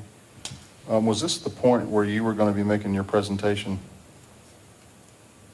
Did she make one I think that's later, on this? Okay, well, let's see. unless you want me to do it now. Yeah, that's on new business. Okay, you're right, all right.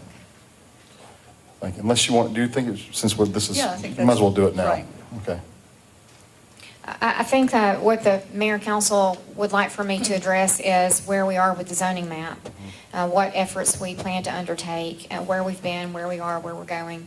And that is that I think everyone in the room knows that that's the what we believe is the officially adopted map by Appendix A by reference of the adoption of the zoning ordinance, which you all did in January.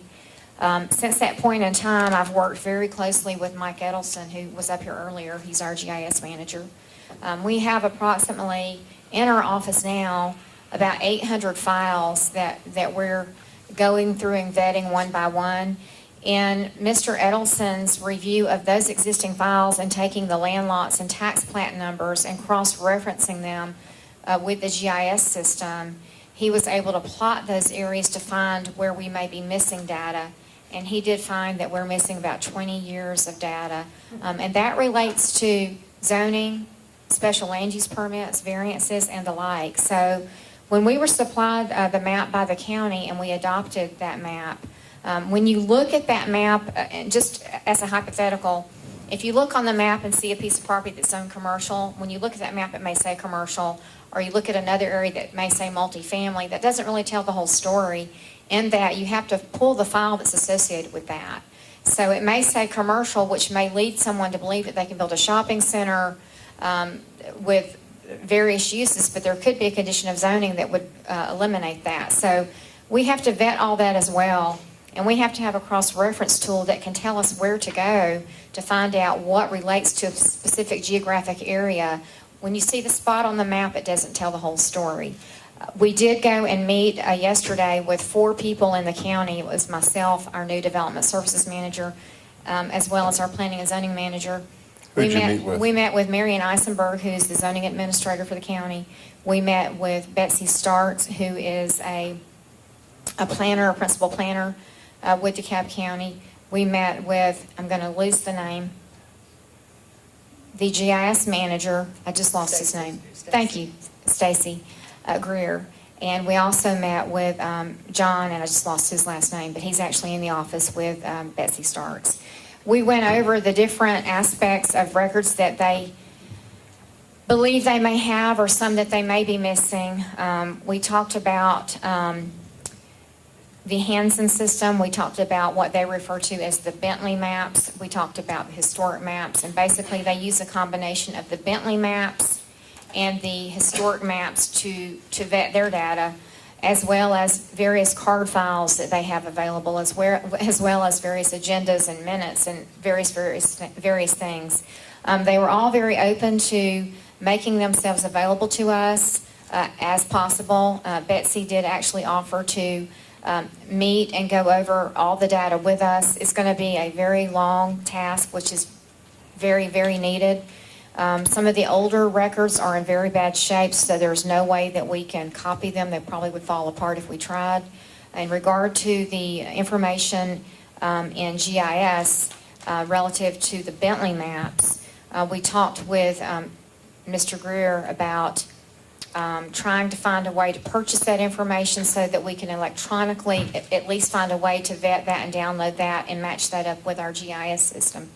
I'm sorry, I'm out of breath. So we're working on that. It is going to be a long task. Once we vet all the data, look at all the files, we will hold a public hearing.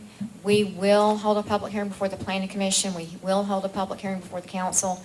The public, of course, will have an opportunity to see what shakes out from that. And if anyone is aware of anything that they see is represented incorrectly, then we will once again vet that. So it is an opportunity to vet the map and true it up, and that's what we plan to do. In this regard, when we did adopt the zoning map originally in January, we didn't rezone property. We accepted how the county had zoned the property.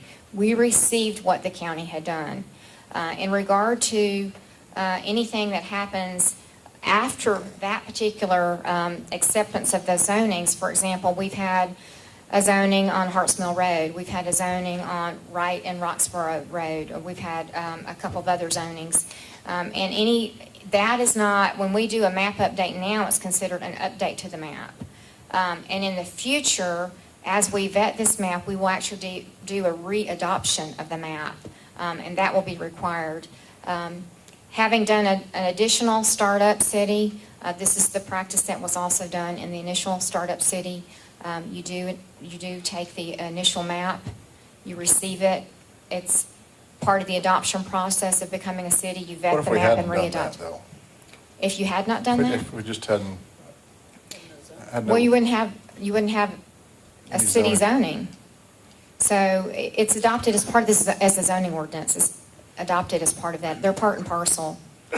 So that's what I'm trying to get at when I'm thinking about back to that time when we did adopt the zoning map and we adopted ordinances on December 17th. We did the midnight thing. We talked about that earlier today, where we had 3 times we had to adopt ordinances from DeKalb County. Then we went back in January and did the same thing again. Is that correct? Or we just followed the Zoning Procedures Act, Zoning Procedure Law?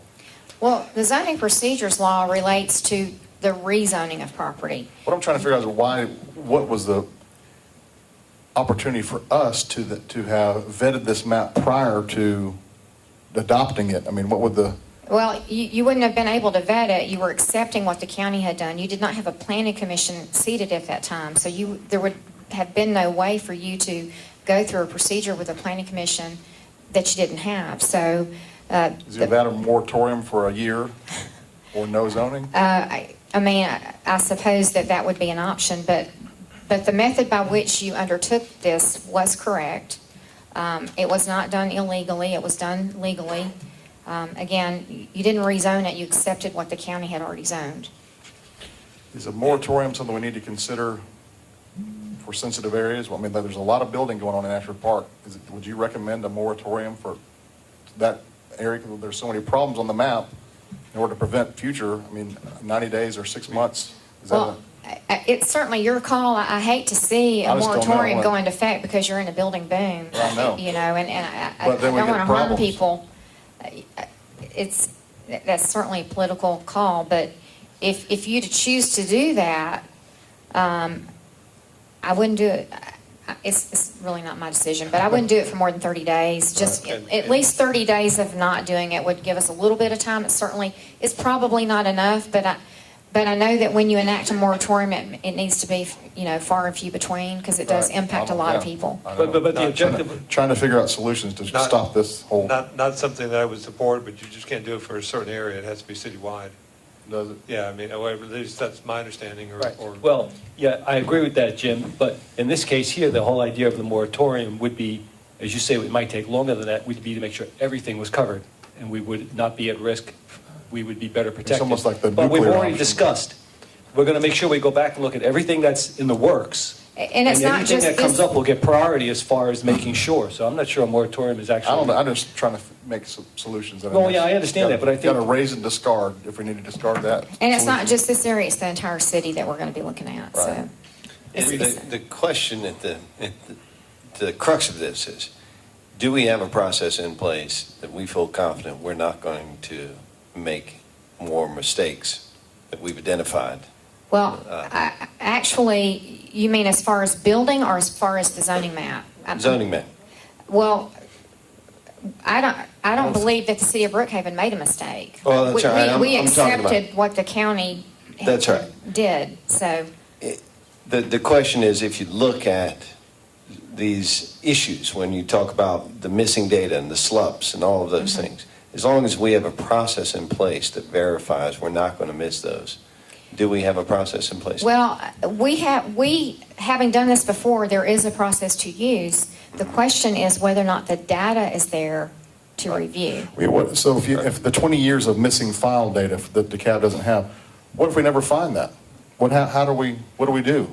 Well, the only thing that we can do is hold a series of public hearings, and if we identify something on a map that someone can provide evidence of, that they have records that date back that prove something otherwise, we'll have to vet that out and look at it. That's all we can do. Do you have any comment on that question? I mean, if we have 20 years of missing files, and we've got properties that conflicting maps, and we don't have the original zoning or any subsequent rezonings, we just make our own, how does this work? This is unprecedented. I've never heard of anything like this, but this is the situation we're in, it seems like.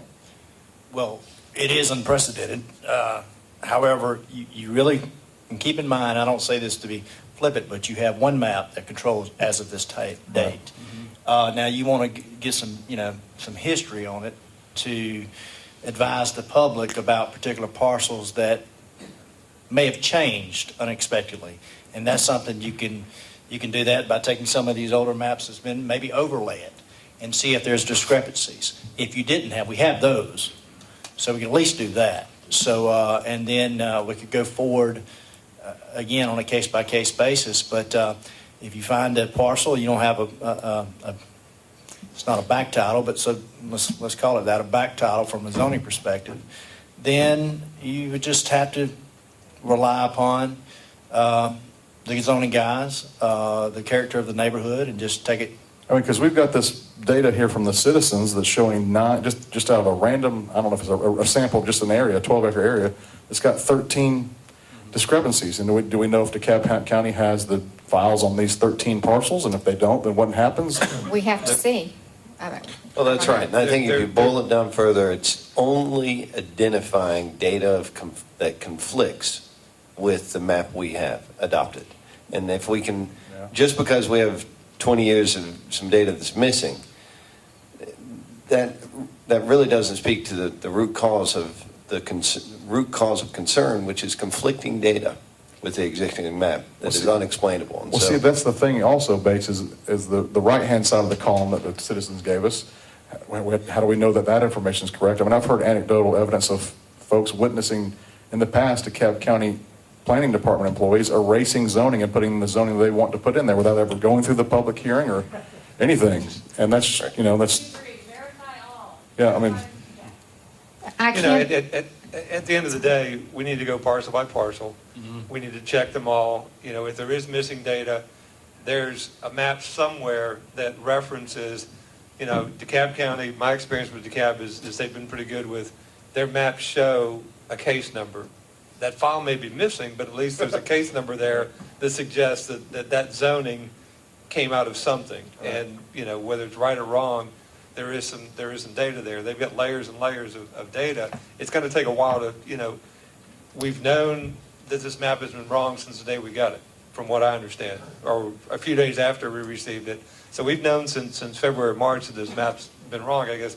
My question is, assuming reasonable... Well, how do we know that? I never heard that the map was wrong before in February or March. I've heard from GIS that when they came in April, they were told that there were errors in the map, and he's been working since April to You said clean February things or up. March. Well, he came in April. The people prior to him City realized employees?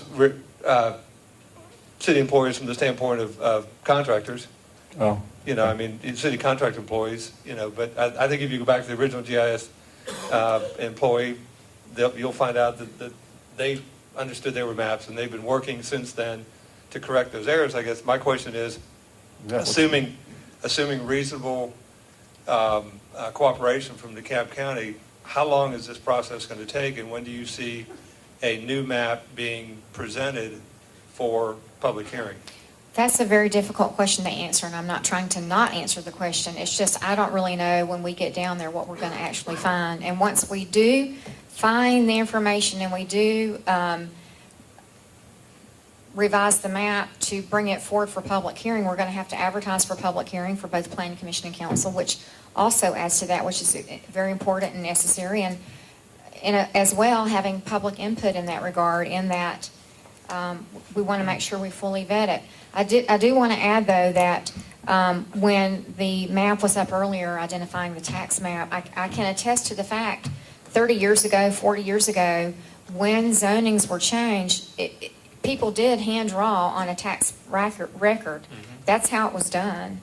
And then as time evolved and it went to computerized method, went from cartography to computerized methods, and became much faster, then it's how did that jurisdiction end up keeping that? Did they stay with the tax plat record process? Did they move to the electronic record process?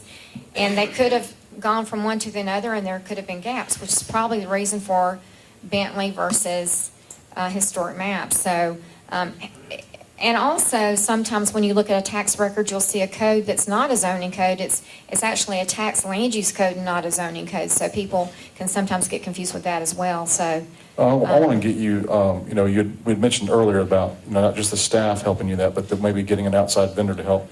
Bates have brought up maybe some, land use graduate students. We've obviously got some talented people in Brookhaven that they found this stuff. Could we employ or have volunteers from the citizenry to help look through this stuff? well, we need to make sure, we'd certainly never want to turn away help or volunteer. We've got to be able to utilize our citizenry. Obviously, there's some competent folks here. We just need to make sure we're looking at the correct data. And as Councilman Iyer was saying, there's minutes, there's agendas, there's Sure. lots of different But things that you have to look through. Gotcha, but I'm not saying have volunteers make final decisions, but say, hey, here's a file I think that's got something wrong with it, and that's what they can maybe help out. I think that will come. I'll help. I'll go down there. I think there will be an opportunity for citizens to review once the map. I think what we need to understand is that when it comes time to review the map, we need to extend that period beyond what we normally would, so that there's ample opportunity for residents to confirm those things. I don't think that we want volunteers working on the map. I guess my question is, I don't know about working on the map, but well, but my question is, the list of staff that we just heard, is that sufficient to move this forward in a reasonable period of time? Or do we need help? We're looking at an outside vendor that can come in and this be their only task, and that is auditing the zoning map. These personnel that we have identified is to keep up with the demand right now. So we really have two separate activities going on. We have the need for manpower to address the impact of activity that the city is incurring right now, and then secondly, to devote people, whether it's a couple of people from a vendor, but somebody that is tasked with this job and nothing else, so there's no interference or distraction from other duties, that this is the only duty. And I think that goes then to answer the ultimate question that you all have is, how long do you think this is going to take? Well, if we've got to have somebody or some people assigned to this project and nothing else, so that they can knock it out 8 hours a day till we can get this done. And this brings up another point that I think is important to say, especially to the building and development community, that they need to be put on notice that because of this and because of this concern, to make sure that while we are dealing with our zoning map that was properly adopted in accordance with the Zoning Procedures Act, that we have what we have, and it is the map. But any building permit that is coming in, that 10-day turnaround that we try and have comments out, many of those days are going to be to vet, to be sure that the permit that is being sought is in compliance with the zoning of the property. And we're going to have to go back and check now, not just rely on the zoning map. So we've got to build in a few days there so that, we don't have replication of what we're going through now. So I just, I think, this is very important, obviously. And I want to search for a way to involve citizens who want to be involved and help out. If the citizens can go out and plant bulbs and pansies, they can come move boxes and open boxes and find things with the city staff there. Right. So if there are people that are willing to do that, I think it's a no-brainer. I'm just looking for consistency. Absolutely. On who's doing it We'll do a and how many background people. Correct. Just a side point. We just need to decide what the team is and who it's made up Gotcha. of and how they can dedicate themselves to this task. That's what's going to be important. I would like to just engage the citizenry. Absolutely. Whatever way they can help, we can find something. If they can be of help, certainly. Thank you. All right. Out of curiosity, has this issue ever come up in Dunwoody? I mean, if not, we may want to alert them that they might have some undiscovered data. That's a good point. I think they know. Oh. Maybe they can That's share just with you an how, opinion. you might want to find out, because maybe they have some insight on how to approach this and resolve Maybe it. they've squelched it. Maybe it's a cover-up. Thank you. All right, thank you. Thank you, Susan. All right. Beaufort Highway Improvement Plan, and we're almost to the public hearing on the budget. It's the next item after this, and then we're Right. down almost, then the public comments will be right after a couple of things there. Right, I'll be real quick. On the Beaufort Highway Improvement Plan, we do have an agreed-upon amount. If you'll recall, at the meeting before last, council approved $121,000 as a cap, and we have been able to get that down to $99,000 plus some odd change, but right under $100,000 without diminishing the deliverables and the Thank services. you. Good work there again, Marie. Thank you. All right. Going to open the public hearing on the budget. Okay, Mayor and Council, this is our second public hearing on the 2014 budget. Again, thank you all for meeting with me and Bonnie Klein to review comments that you've had and comments that we have received from the public. We do have some changes that we'd like to highlight for your attention, and Ms. Klein is here to present that.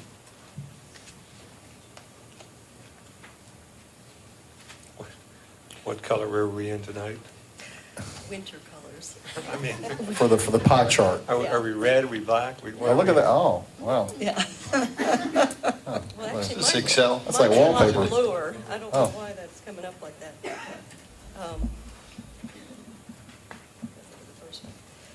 All right, as Marie said, I'm not going to waste time going back over all this. Everything in the whole budget package is posted on our website, including all the narratives explaining everything. So I encourage anybody that hasn't looked at it in detail to do that. And what I want to highlight is just the changes we've made since the first public hearing 2 weeks ago. None of these numbers have changed. The revenues have not changed.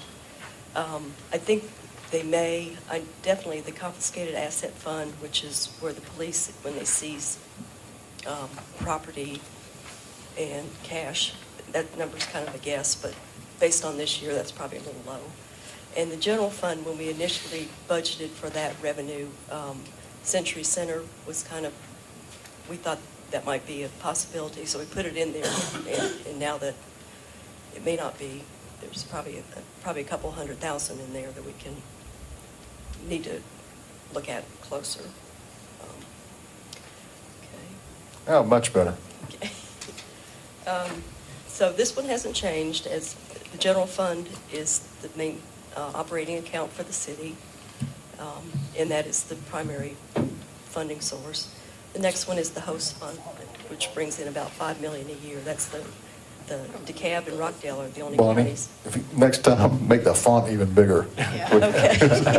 We get the colors right, but the font is And I even microscopic. moved them out of the colors. You did. We can see it. And actually, this PowerPoint is on the website too, if Okay. anybody wants to look at these winter colors again. All right, so go to the next one. This also hasn't changed on the revenue side. The taxes are the main source of revenue for the city, which is normally what you see in a city. That's not just property taxes, that includes the alcohol taxes, franchise fees, let's see, car tags. It's a bunch of different kinds of taxes. All right. All right, this one did change, and I'll highlight the departments that have changed. But as you can see, the police is the bulk of the budget.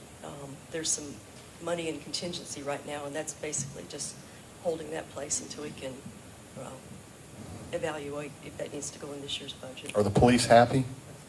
Yes. Okay, good. All right. The police are happy, we're happy. Yes. This chart here, as I told you, the revenues haven't changed, but I put in a column showing the changes from the November 12th meeting. With Marie's negotiating powers, I mainly attributed the $700,000 reduction. These departments here that had the reductions, for the most part, are vendor contracts that are not quite finalized, but What, you said it was 700,000? 700. Marie, can you explain where that came from? real Well, quick? just negotiating contracts and taking a closer look at what the needs were of the city. Do we need to find you a bodyguard? I have the chief and the deputy chief, thank you. Your city manager has been very good, folks. I just want to let you all know this, that she has saved the city millions of dollars in negotiating these contracts with these vendors. So when people talk about the vendor system, believe me, nobody has done it like Brookhaven with how we're holding them accountable to the contracts, how much profit they're making, how much they should be making. And Marie has saved us millions of dollars just by sitting at a table with a pencil and saying no, no, no, no, no, and still getting the service. So thank you again, Marie. Thank you, appreciate that. Appreciate it. We're And- very lucky. Oh, and, well, I'll just save that for another time. Unless what can say, but you, no, I'm not saying that. Okay. No? All right. Sure. Okay, Marie has agreed to stay on with us too. It was originally going to be a year, but she's agreed to stay longer, so we're very excited about that. Praise the Lord, yes. Yeah. Yes. Thank you, Marie. Thank you. What has changed on this slide, we've added $300,000 for park improvements. I'll get to a schedule and show you more detail on it, but that's another $300,000 that wasn't in the November 12th version.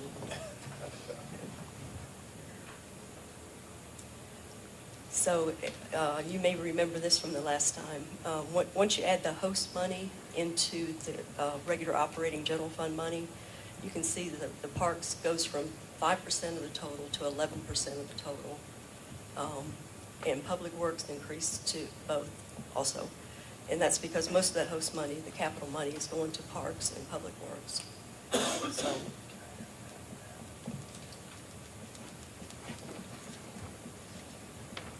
And here's some of here's the detail on the host fund and what's been allocated so far.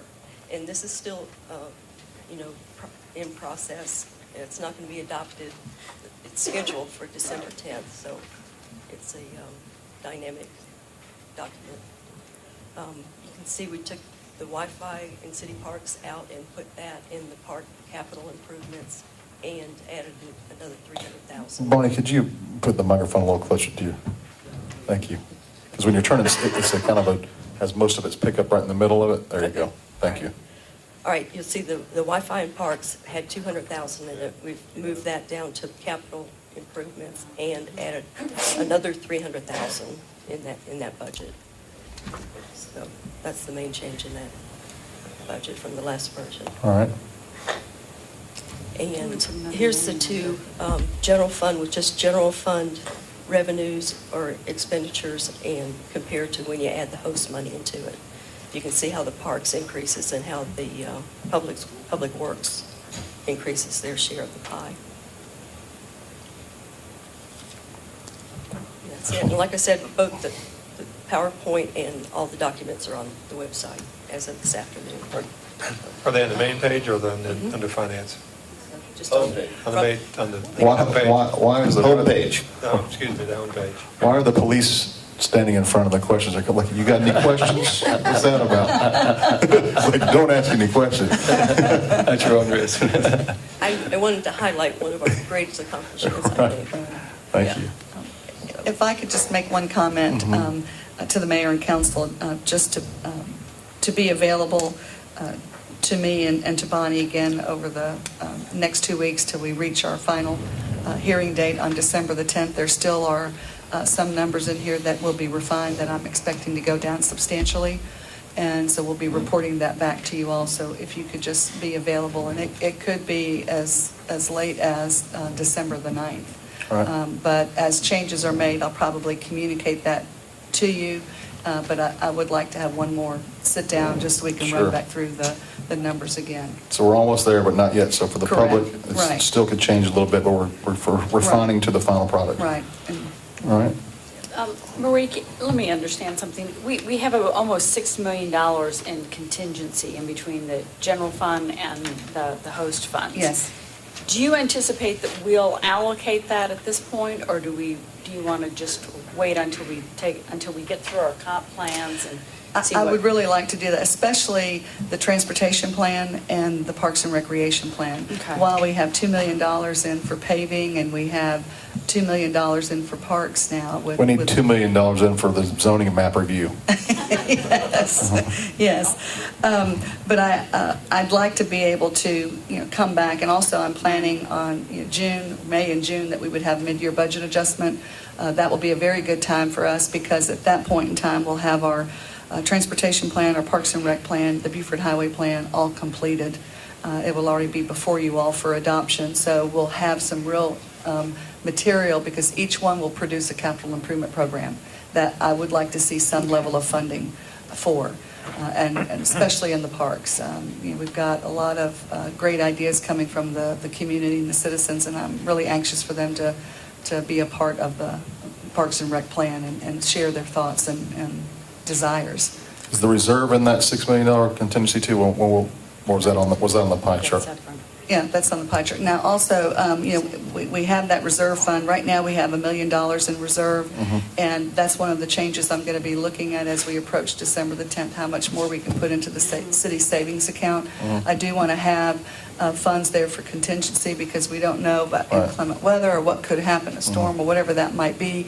And also, with Mr. Gebbia, talking with him, we're really looking at, what is the 3-month operating cost for the city and how much of that can we put aside as a contingency fund too? On top of contingency, that would be to address the unknown. Right. So, at least 2 different kinds of savings accounts. Gotcha. And remember, the reason for that is, especially with Startup City, and it's my hope and desire for you all that by year 3, that we will be going for a bond rating.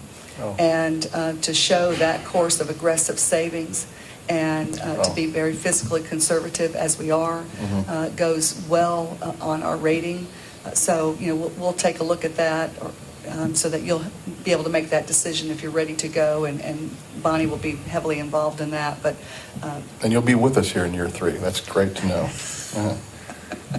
So in that $6 million, or whether it comes down to 4 or 5, right, would be not only parks, but say we want to fix the intersection of Johnson Ferry and Ashford Dunwoody or something. Correct.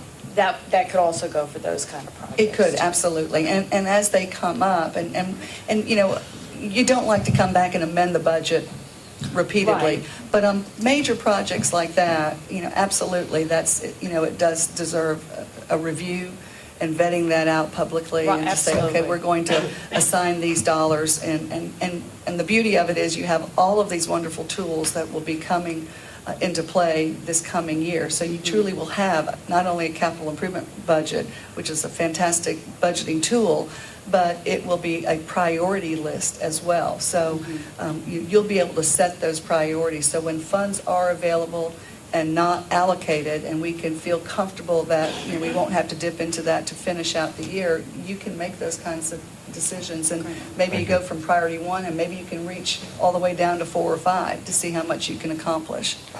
And the public isn't engaged at all. Oh, absolutely. Steps along the way, right? When we have any kind of budget adjustments, that we have a public hearing. Right. Okay, great. Anybody else have any questions for Marie or Bonnie? All right. Right now, we'll open the public hearing on the budget. Somebody have comments about this is just about the budget. Public hearing just about the budget, and then we have another public comment a couple times after this. So if you have a comment about the budget or question about the budget, please send your forms up. Go ahead, Daniel. Ms. Karstens. All right.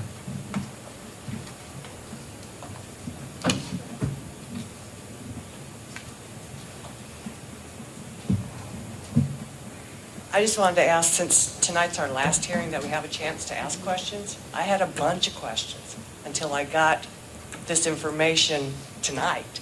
So since you vote on December 10th, and if there's any other changes, will we have another hearing so we have time as citizens to look at the new data and revamp our questions? Because maybe now I may not have any. You can certainly call for another public hearing on December the 10th. That's not a problem. But when would they get the data? By next week. I mean, Okay. there's there's, I think that's reasonable. Some further You negotiating need a few that- days for the public to look at it Right. and formulate questions. right, I mean, we can look at the public hearing again, but don't forget, we also have public comments. We have 2 of those at a council meeting that you can certainly be. But you can't Yeah, answer but you can't interact. No, but those questions could be answered by, staff, but again, this is. Yeah, I this think is we'll have the year data one. to you, and then we'll have another public hearing on the Right, 10th. we if can there call are for any that. questions. I'm in But- agreement with that, yes. But Terrell should feel free to contact us or. Oh, absolutely, yeah. Bonnie Or Klein. anybody. Mondays with the mayor, we can get some information while we're there. Plus, Thank you. per your previous comment, you may need us up till the 9th of Correct. December. So you may not really have the information that you want to see until the evening of the 9th, so. Can we make say sure- the 8th or something, just to give, so it's Well, not. but the 9th is a Monday. But I Right, do the- feel more confident that the changes from what we got, as far as the one itemized breakdown that we could get versus what was presented tonight, it probably won't be as extreme a difference. won't. So, There'll be some money. so just as long as we can review at least tonight's information. Sure. And then be able to speak on it. Sure, you can email us too, Great. before then. Thank you. Yeah. Terrell, you can see the process that we went through. The first one was just placeholders. The second one got a lot more refined, and about the 10th way through, we're at a version where, hey, yeah, this is starting to make a whole lot of sense. So thanks for your patience and how we had to evolve through this, but it's going to be like this. Won't be as bad next time because we have a working format now. Well, that's another thing, that was one of my questions, is like, is this becoming a task that is all of a sudden, oh, Lord, we got to get this done and looked at before the deadline, we got a deadline coming, because I'm hoping it's being monitored weekly, monthly, or currently then. We got a hawk over here, watching the budget like a hawk. Yeah, I agree with Terrell's pointing out that, we'd need to have that public comment and input right at that last, that 12th hour. It's important to hear from them at that point. But it's also important to know that this is our first budget for 2014. We will come back and revisit the budget with a mid-year budget update in 2014. So it is a living document Yes. that will be adjusted throughout the year. Right. So, And I can assure the mayor and council, I know that Bonnie works on this budget every single day, and I think she could attest that I'm in her office several times, many times during the week, Right. reviewing the budget with her or asking questions on where we are, because we're monitoring, and so are the department heads. They're monitoring their individual budgets and where they stand. two things I'd like for you to answer to the public, if you could. One was a point that we brought up in our work session yesterday. Seems like so long ago. Yesterday, where we talked about financial reporting to the public It was a and treat. to the council. And also, the second is sort of the origin of why this first draft was so different from where we are today, and sort of that being the genesis of the Yes. conversation where we talked about looking at changing our reporting dates. Yes, absolutely. From the financial reporting, several council meetings ago, you all approved the contract to allow the finance department to purchase software that will enable them to better manage the budget and the finances of the city, which then, because of this software, will enable them to give you the monthly reports, not only the revenues received, but to really identify what are those revenues, where are they coming from, and then the expenditures that are going out. So that way you can keep track on a monthly basis as to where we are, and most importantly is tracking the percent of the budget to where we are on an annual basis. So if we spent X number of dollars, you can know that that's 5% of the budget that's been approved. So are we on track? Are we already over? Are we, tightening our belts and saying no more expenditures? So we'll have that. The reason why we had, some placeholders was because in the early days of incorporation, we adopted a budget policy, purchasing policy, and in there it called out for the number of public hearings that we had to have, but also that when the budget had to be made available to the public 60 days prior to the decision date. And so because of that, the budget, was shared and made available in early October. And so what we were doing, we had just come off of September with our mid-year budget adjustment. Remember, first year in any startup city is an anomaly. I mean, a new city is an anomaly. And you'll recall that you visited the budget for 2013 3 different times. You adopted in the early part of this year your what we call the interim budget. It was adopted as a formal budget. We came back and back in the fall, early fall, we had the mid-year budget adjustment. And I shared with you then, get ready, because within 30 days we're going to be coming back to you and getting ready for the 2014 budget. Now, part of those placeholders were, remember, we started 2013 without a lot of the anticipated revenues that the Carl Vinson Institute called for which this city could rely on and operate on. The franchise fees, weren't there. The host tax wasn't there. The insurance premium taxes were not there. So there were a lot of missing parts. And so we were trying to get a handle on predicting what those revenue amounts would be. And up until the mid-year budget adjustment, we didn't even know what the host dollars were. I mean, we were hearing different numbers, so we were moving that number about as well. And if you'll recall, early on, back in January, even December, when we were talking about what we anticipated, in that first budget, we put, I think it was $3 million or $3.5 million, and we are now $5,010,000 for the host budget. So that's why there's, these moving parts and these placeholders.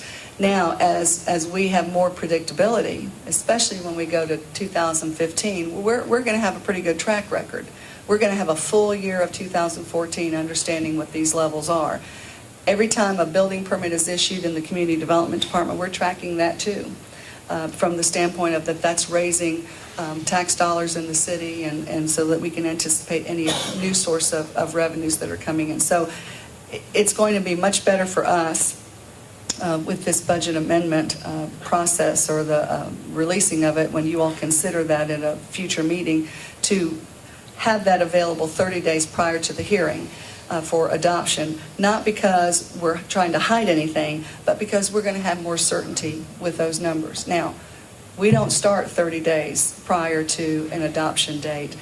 When we're developing a budget, we're 3 and 4 months out. I can tell you, and Mr. Iyer has talked about, every time I sit down, we meet with him, he writes down the revision date. And the revision dates that you have, I can assure you that Bonnie and I have at least 10 revisions prior to year 1 revision. So this is it's a living document. It's constantly being changed. She's verifying numbers. We're looking at where these additional funds can go and how much can be in reserve. So I feel very good and confident about these anticipated revenues, and it's going to give us a better budget for which you can rely on and for which the public can expect. Thank you. So, thank you, Maureen. Thank you, Bonnie. yes, Bonnie and the department heads and their staff. And for all the they've done department a heads. superior job. Really Thank appreciate you. it. All right, now we'll have the public hearing. I have Mr. no more Terrell was comment cards, Mayor. no more? Okay. So anybody else want to comment on the budget? All right, we're going to close the public hearing on the budget. Old business, do we have any? No. Okay. New business, budgetary policy amendment, the one we were just talking about? Right, we're deferring that till December the 10th. All right, and the resolution that we heard from Susan on this, so we don't have to hear from her again. Right. On the, But our city attorney, Needs Mr. to lead that Tanner, resolution? Okay. is offering some refinement to the language and to Okay. the paragraphs. Thank you. I will just go and reread. read as amended. And that's what As we'll do. amended, paragraphs 2 and 3 of the resolution. Second paragraph begins, whereas it has come to the attention of the city that the zoning map may contain zoning district classifications transmitted to it from DeKalb County, Georgia, upon its incorporation that needs further review, and whereas these zoning district classifications within the zoning map could possibly lead to instances of confusion in the interpretation and consistent application of the city zoning ordinances. So those concludes my amendments to paragraphs 2 and 3 of Resolution 2013-11-07. Will you go ahead and read the last paragraph? I certainly will. Now therefore be it resolved by the Mayor and Council of the City of Brookhaven that the City Manager and the Director of Community Development Commission prepare or have prepared a review comparing the county zoning map of the lots within the Brookhaven territory immediately before the incorporation of the city to the current city zoning map. Number 2, appropriate the funds for the conduction of such review from the 2004 General Fund.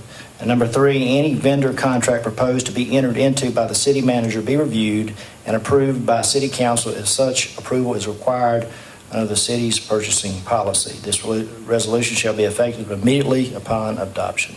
One question real quick on the Community Development Commission. Isn't it Community Development Department rather than Commission? That's the second sentence, Marie. Community Development, Director of Community Development Commission or Director of Community Development? Director of Community Development. Okay. But is it saying Director of Community Development Commission prepare, is that saying commission like initiate the study? Is that what that means? No. Or it's not? No. Okay. Okay. So that should be department. All right, so that amendment there, you can just read that one thing in the record that you're going to change. I'll change commission to department on that fourth full paragraph. Okay. All right. All right. Any discussion? A motion, yes, to adopt as read and as amended by the city attorney. Mr. Mayor, I move that we adopt a resolution as read by the city attorney. I will second. Resolution number is? Yeah.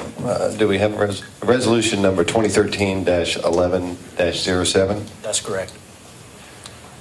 Yes, I still second. All right. Any discussion? We'd heard earlier that we're staffing up community development to add to this. We're going to bring in a contractor. There may be some budgetary considerations. In addition to hearing what that staffing, who that additional staff is, would like to understand what those budget considerations are and how they may or may not change what's proposed for the 2014 budget. If this is coming out of that. That's what I'll be wanting to talk with you about. That will be one area that I'll want to point to your attention, as well as a couple of other vendors. I mean, I think we need to gear up and go ahead and begin the process, but we also need to understand what the costs are associated with that process. Right, and I'll be getting back with you all on that, for Thank sure. you. Yeah. But as I understand it, the intent is to bring on somebody to do this review yesterday.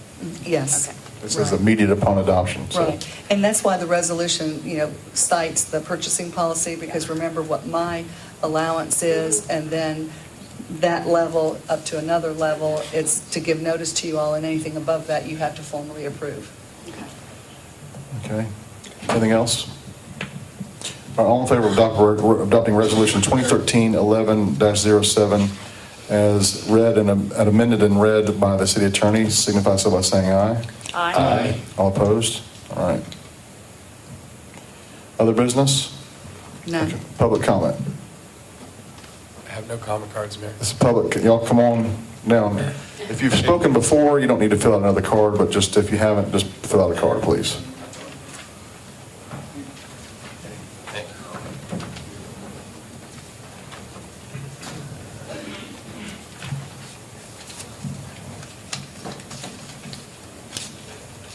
Go ahead, Daniel. Larry Cook. Mr. Cook?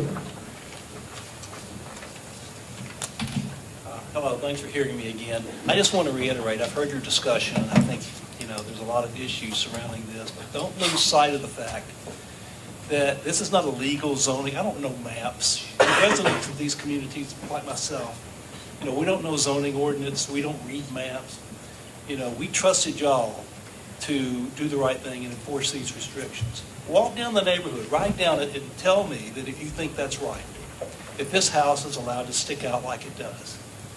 And put yourself in our shoes, my shoes if you want to. I live right across the street and have to look at that every day. And I believe a man should be able to do whatever he wants to do with his property, as long as he doesn't harm or offend others. And this just doesn't fit within the neighborhood, it's our belief. So it's not zoning, it's not maps, it's not whether DeKalb County did it. It's wrong. And we look to y'all to fix it. Thank you. Thank you, Mr. Cook. Scott Phillips.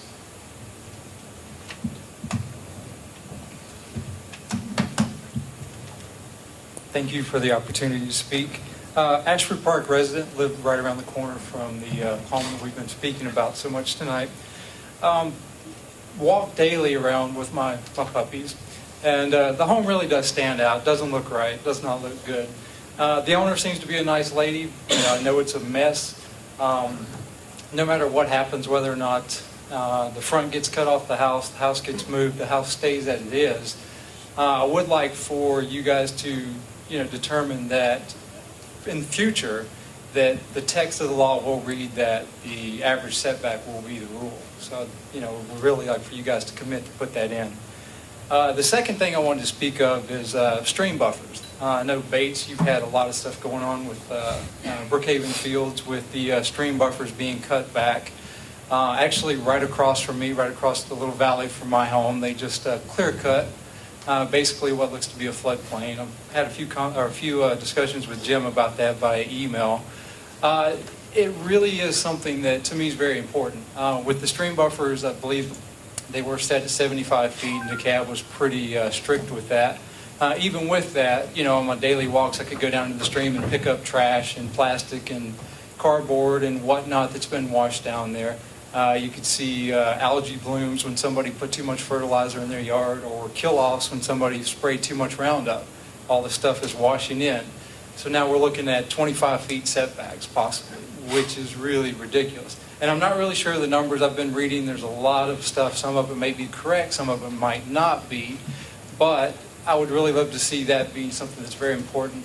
Apparently, the administrative variances are something that's been given out pretty wild and free since we became a city.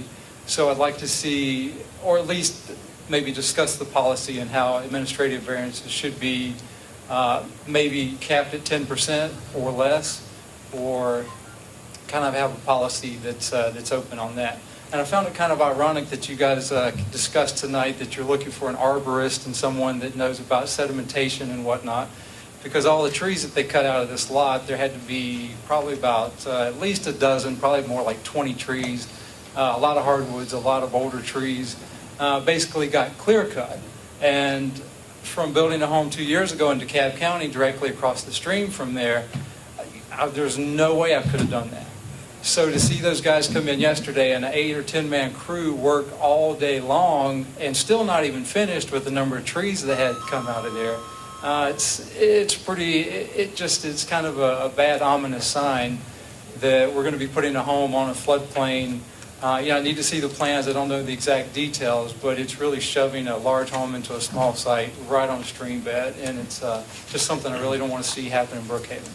Thank you. Thank you. Marie, Susan, do we know what property this is? Can I ask staff a couple questions?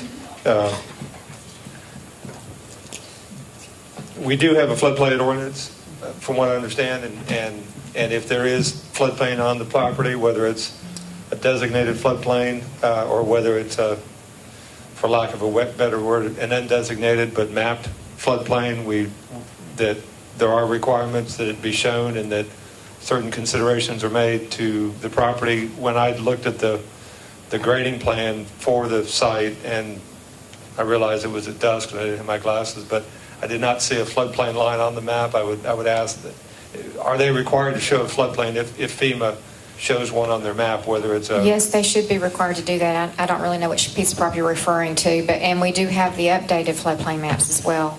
Is that a part of our GIS? Yes, and the floodplain clearly shows on our GIS. I think it's 1160. 1170 Reading Way.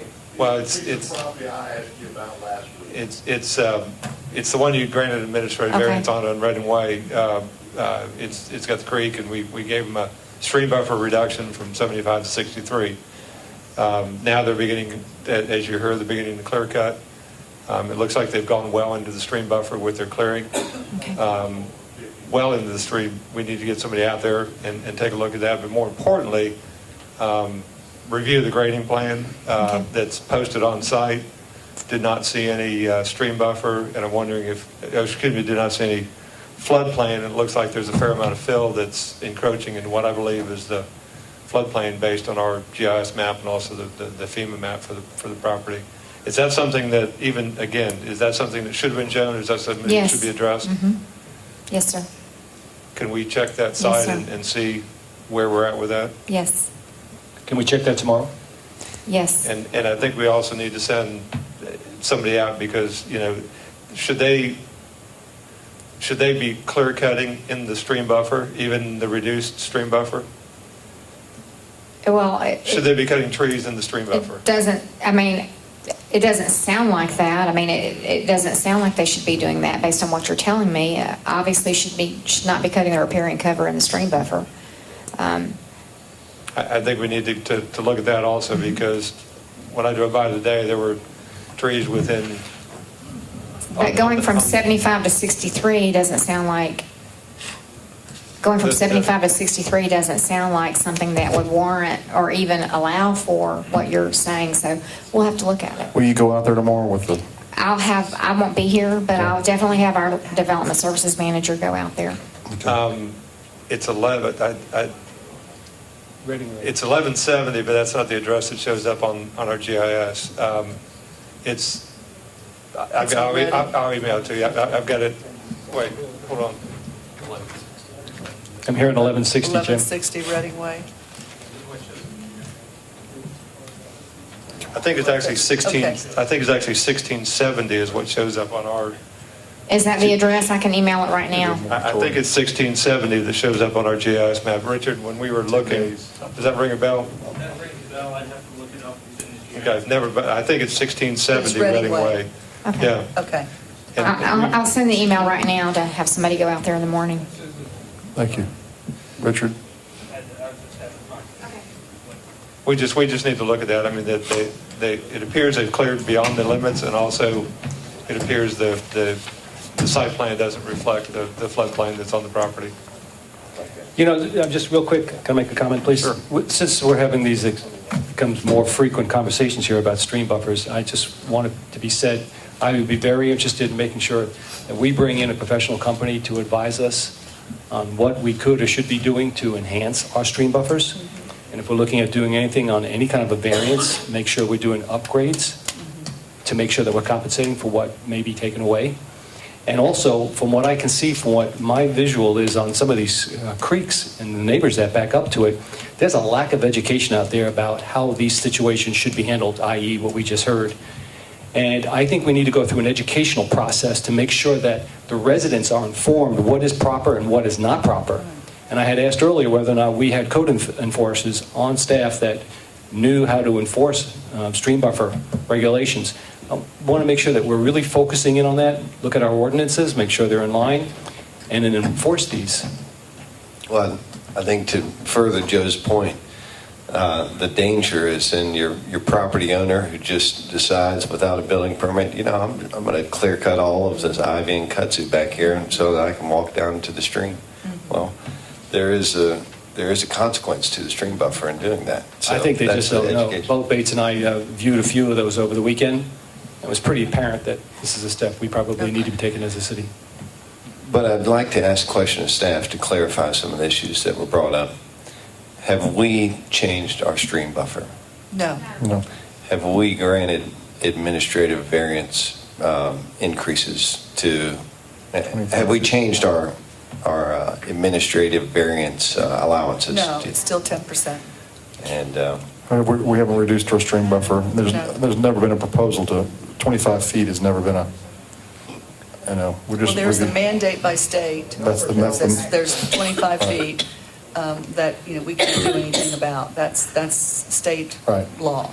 And then there's another 25 feet and then a third 25-foot section, so 75 feet. So the only conversation and discussion that we had that we were asking council if we could go back and take a look at, which of course we would report back to council for consideration, is that third 25 feet. Right. So it's from 50 feet to 75 feet. Or we could possibly keep it at 75 feet, but it Right. would come before council if there's some. Correct. and also to further clarify to the public, If these issues, if it dealt with zoning or land use, were to be changed, what process would they have to go through? Process is a public hearing because they are zoning text amendments, and that would come before the Planning Commission for a recommendation, and then before mayor and council in a public hearing for final determination. Is stream buffer zoning? That's actually for the That's zoning correct. ordinance, but for the city code, it's not actually, it doesn't go before the planning commission. So- Sorry, thank you. Okay.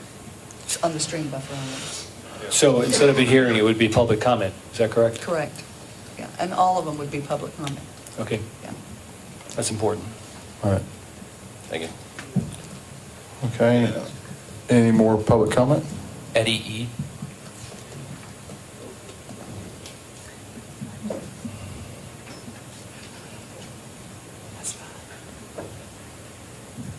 Evening, folks. As we approach the first anniversary of cityhood, we need to look back for a second on one of the premises that people voted for Brookhaven, and that was the concept of local control. That obviously meant something different to different people. To a lot of the long-term residents, it meant a method to ensure stability of neighborhoods that were changing with home construction of different sizes, styles, and different methodologies.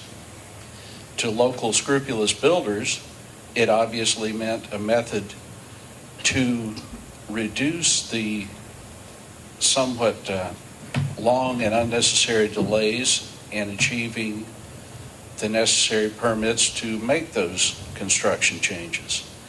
And obviously, there were people who viewed it as a method to come into our local area, control the process, and generate the wealth necessary to take back to their local area. I do believe it's time for this council to take control and enforce the laws that we have in place and prevent fiascos like this from being generated again. Also, I'd like to address the stream buffer issue. I think it's very disturbing at the wanton number of both administrative and zoning review board variances given to the duly adopted 75-foot buffer that had been in place in DeKalb County since 1974, I believe. We're setting dangerous precedents and allowing people to encroach into the stream buffer with no additional methodology in place to ensure that siltation into the stream isn't occurring or that other pollutants aren't entering the stream. This is made much more obvious in my neighborhood because I live on a street that has a stream feeding into Peachtree Creek at the bottom. There have been 2 homes under construction since June. One drained mud into the stream until they finally put the sod down in September. The other one had very effective silt fencing until this weekend, and now there's about an extra ton of mud in the middle of the street at the bottom of the hill. Enforcement of this isn't a serving suggestion. There's a long-standing precedent, and it needs to be followed if we want to have respect of the citizens. Thank you.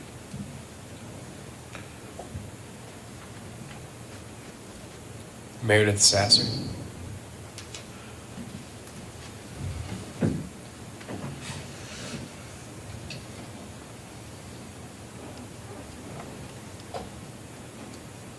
Thank you for allowing me to speak again.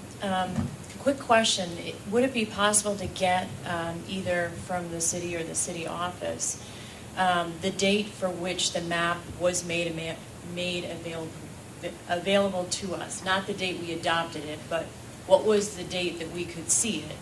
And then how was that map made available to the public to view to see if there was any possible discrepancies with the map? So I'm not expecting an answer now, but if we could get an answer to those 2 questions, I think that would just be helpful. Isn't there an email chain or something that we've been working on? Okay, yes. That would be very helpful. Thank you.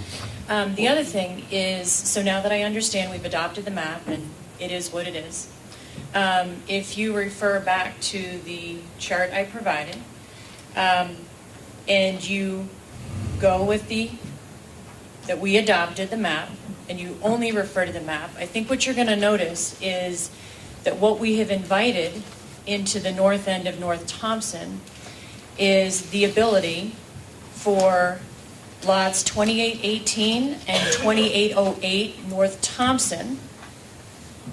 Now those two have different properties on, different zoned properties on either side, meaning that if you follow the current city attorney's opinion for 2802, that both of those would not require a setback.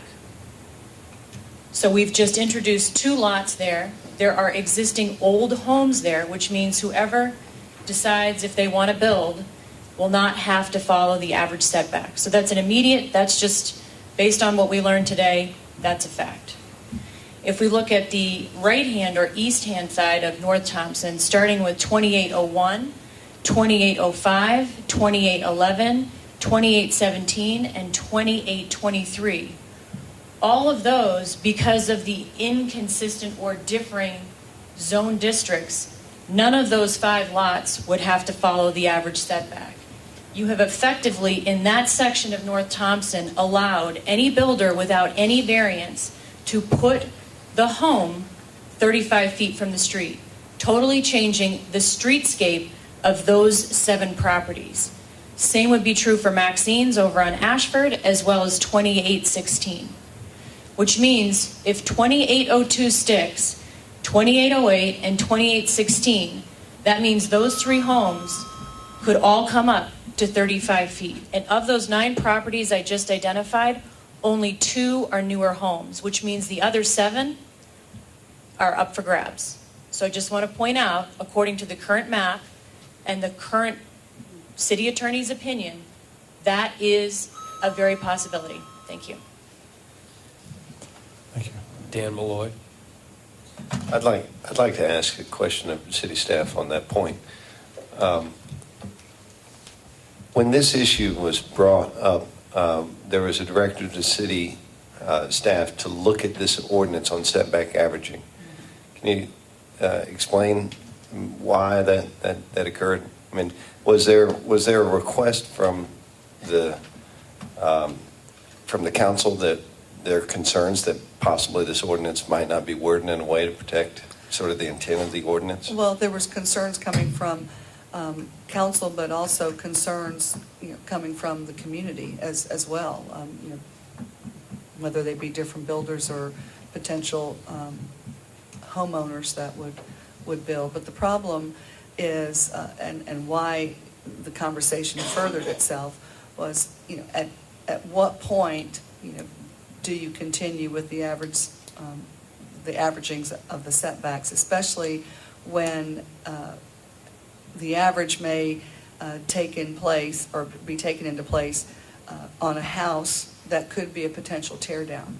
And does that create a penalty for the new home that was constructed to respect the neighboring property, but then they were a tear down and then they were a new construction? Also to try and take a better look at, what is the level of predictability for a builder and what is entitled to the property. I mean, you've got the zoning of the property and you have the area regulations that direct the construction of any property, whether it be the front yard, side yard, or rear yard setback. And so the difficulty is, at what level are you enforcing, and at what level do you perhaps create some future penalties on properties that, while you're respecting their setbacks, they themselves could be tear downs. So, the question was to explore, what could be the answer? Is it a lesser averaging? Is it looking at more houses than just those properties that are contiguous to the subject property, and maybe looking at the averaging of the entire street, or going beyond of a certain number of lots? What is the fair thing to do? And so that's what the staff was directed just to take a look at, which were options, not just one sole direct path on eliminating it or completely obliterating the intent of those setback averaging. obviously this is a issue we need to keep looking at. I think our ordinance is flawed. You know, some form of setback averaging is probably necessary, but when the road curves and winds, you're going to have differences. Can we not just, I know this would be a pain, go street by street in residential and say what the setback should be Well, for everybody? you have to be careful I mean, because before, was it are you before- regulating by street or are you regulating by zoning What did we have classification? before setback averaging? What was done?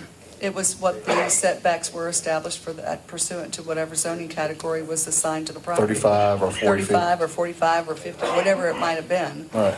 That was the setback that was used. And the other part too, and let me just mention this. What about character areas? Well, character areas, when we get into the comprehensive plan, we're going to be looking at character areas, different neighborhoods, you know, areas that are in redevelopment, where there is tear down, or where areas are available for new development. You know, Because like our what should overlay, it be? and, you know, for commercial stuff, everything's on the street. Correct. Nobody wants anything far away. That's right. This one-size-fits-all thing, to me, can Well, cause issues. it can create, if you're just looking at the literal interpretation and not really taking into account other physical features that may come into play, such as if you do a setback averaging and maybe you're contiguous to a house that has a stream running in the front of it, well, we have stream buffers, and that house has to set back a certain number of feet. So what happens then, the property contiguous to that house that's sitting in front of or behind a creek, you've got to take into account that setback and average that. And then the question too is it an average of one? Or is it an average of two, the properties that are contiguous to the subject property on each side? Or is the more fair way of looking at what is the common average of all the houses on that street? But then you could say, well, what, in your comment of, well, what happens if there's a curve? Well, if there's a curve, do you stop at the curve and only take those That's number what of houses? I'm looking at this map that was provided, and you look at the top left corner, there's a lot that's 3 times the length, the width, the depth of, let me finish my statement real quick. It's 3 times the depth of a lot just 2 over. So that person is going to have a huge backyard, and if they want to bring their house up or forward, it's going to control what the person with the lot a third of the size has to do. You know, I think at the end of the day, you need to stick with a uniform average. And I also think that, you know, what disappoints me is in the explanation of why these changes are suggested. I heard the word builder a number of times. I didn't hear the word resident at all during that discussion. And I think that we need to look at what the residents, I mean, I think council needs to realize also that, understand that what happens when the first time a house is put 35 feet off of East Brookhaven, 3 doors down from the corner of Mabry. You know, talk about changing the character of the neighborhood. That could very well happen if this goes away. It's not just Ashford Park. It's throughout the entire area. It's preserving our neighborhood. It needs to be uniform. It needs to be consistent.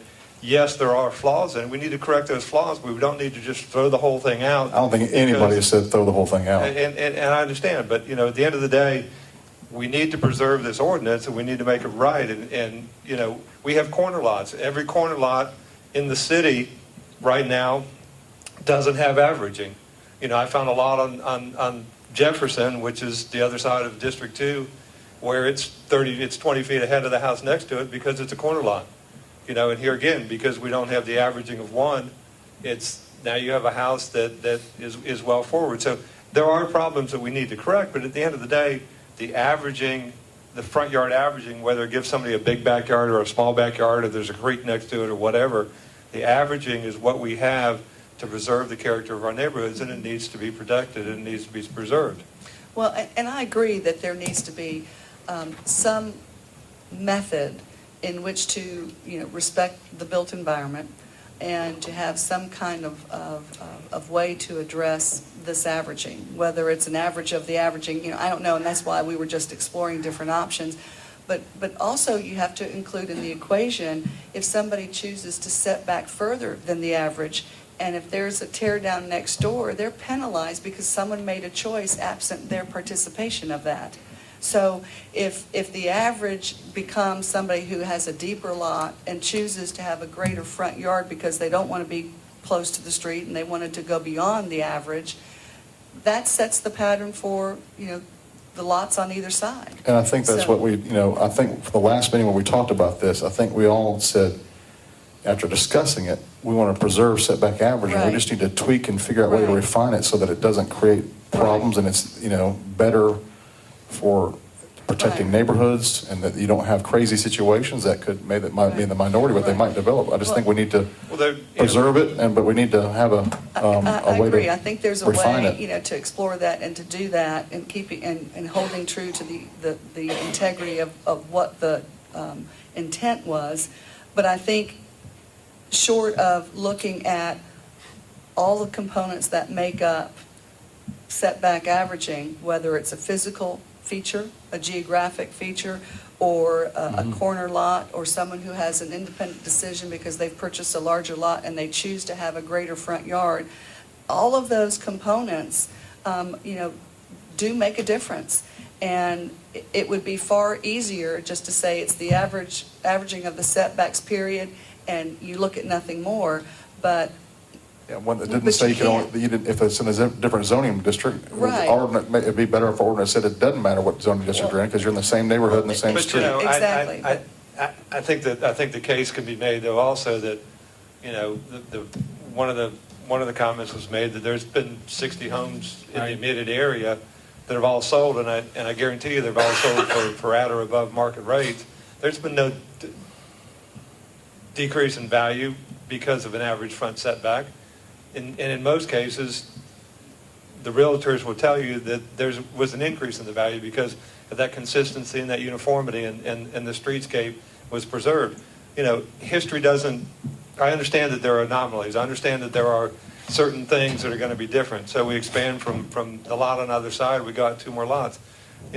This is not something that we need to look at what the each and every one of the anomalies are. We need to step back and look at what the big picture is and what we're trying to achieve here. And what we're trying to achieve is a consistency of streetscape and a preservation of neighborhoods. How we get there, we're all smart enough to figure that out at some point.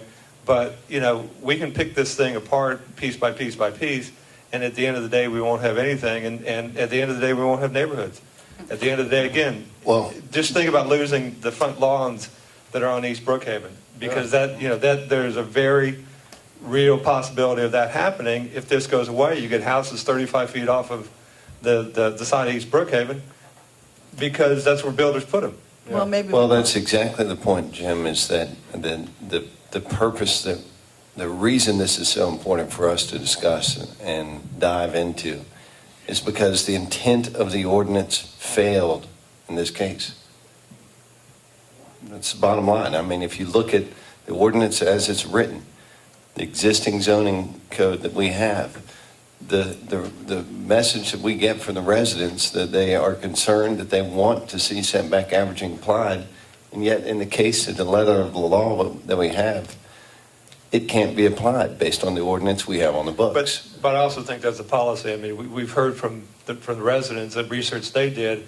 If this was still a DeKalb County lot, we wouldn't be having this discussion, because they would have used the averaging of 1 and would have applied it. Because it's a Brookhaven lot, because we have a different policy, because we've taken a different approach.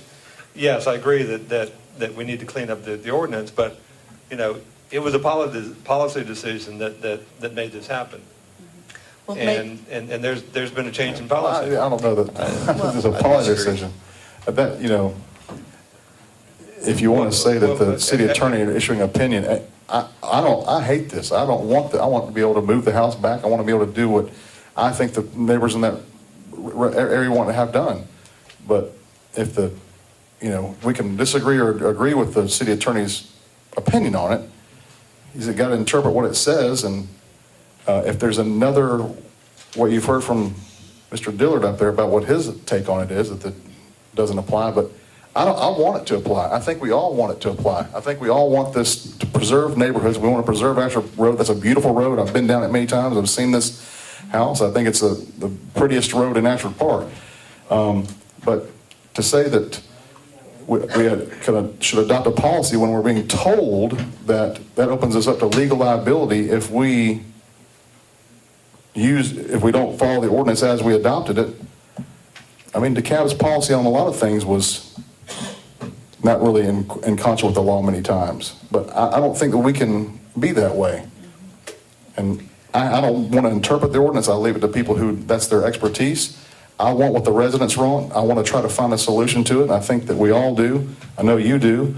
And we're just in a difficult situation, and we feel the angst of the neighbors. We're in the same boat. It makes us feel sick too.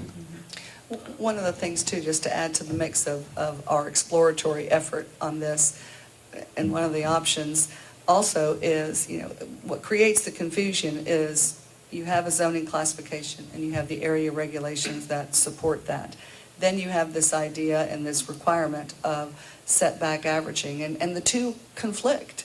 And maybe one of the options, and when we start exploring all of this, is maybe you get rid of the standard setback and you say in this district, in this area, and you create character areas, and you say, there's setback averaging. That's what the standard is. No 35-foot setback, it's all average. So that way it's because at the end of the day, what is the 35-foot front yard setback doing? It's meaningless, because if you're doing setback averaging, you can't use the 35 feet. So it's something, I mean, that's all part of the laundry list that we want to come back and share, but and it's going to be ultimately a council decision, but our job and my understanding of the directive was to explore it, to look at options, not to come back with an emphatic change, but to share, ideas. And you have to look at what's creating the problem. What's creating the problem is a conflict of a zoning classification, no matter what zoning classification, that has a standard set of area regulations for which you build within this box: front yard, side yard, rear yard. Then on top of that, you have yet a further level of regulation that says now you must average. It's not saying average what the front yard setback is established by the zoning district. It's saying you must average to what's contiguous to the subject property. So what is, again, I'm saying, just listening to this conversation, and part of my laundry list is the front yard setback may truly be meaningless and creates the problem itself.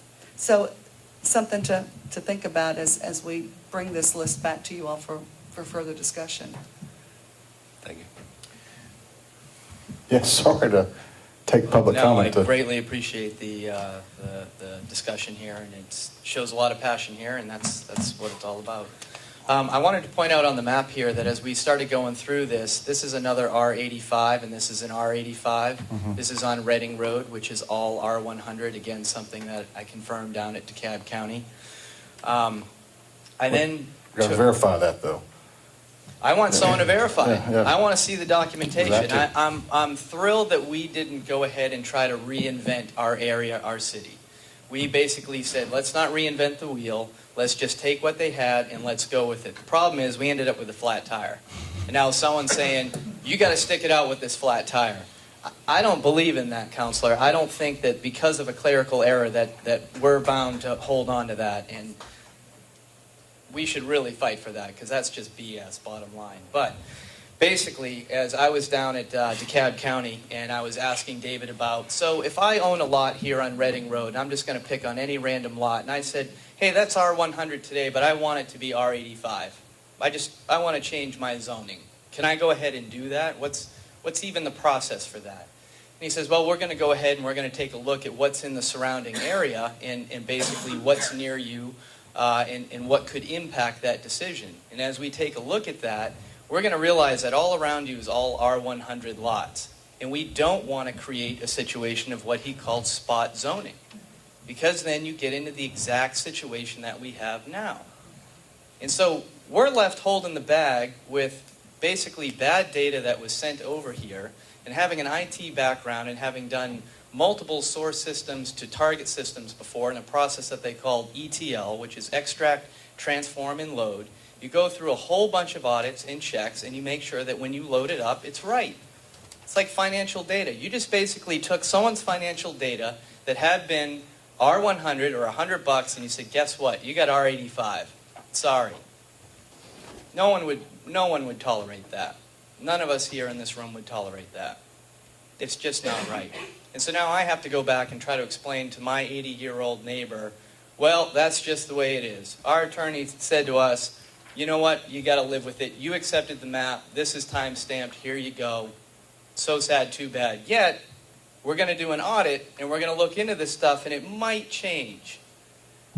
What I ask tonight is, given all the hoopla going on with 2802, everything that's going on, if we can just start our audit with 2808, just start with one and look at that. Do your own homework. You guys look at it. I'm happy to help. I'll do whatever I can to make this right. But we know this isn't right. And I didn't spend a whole lot of time in this. I got the letter on Friday. I took all weekend, went down on Monday, and you're looking at the facts that I ended up coming up with. I don't understand how we're left holding the bag on this. And I wish I had more time to talk about it, but I want to be mindful of the time up here. Carl Myers.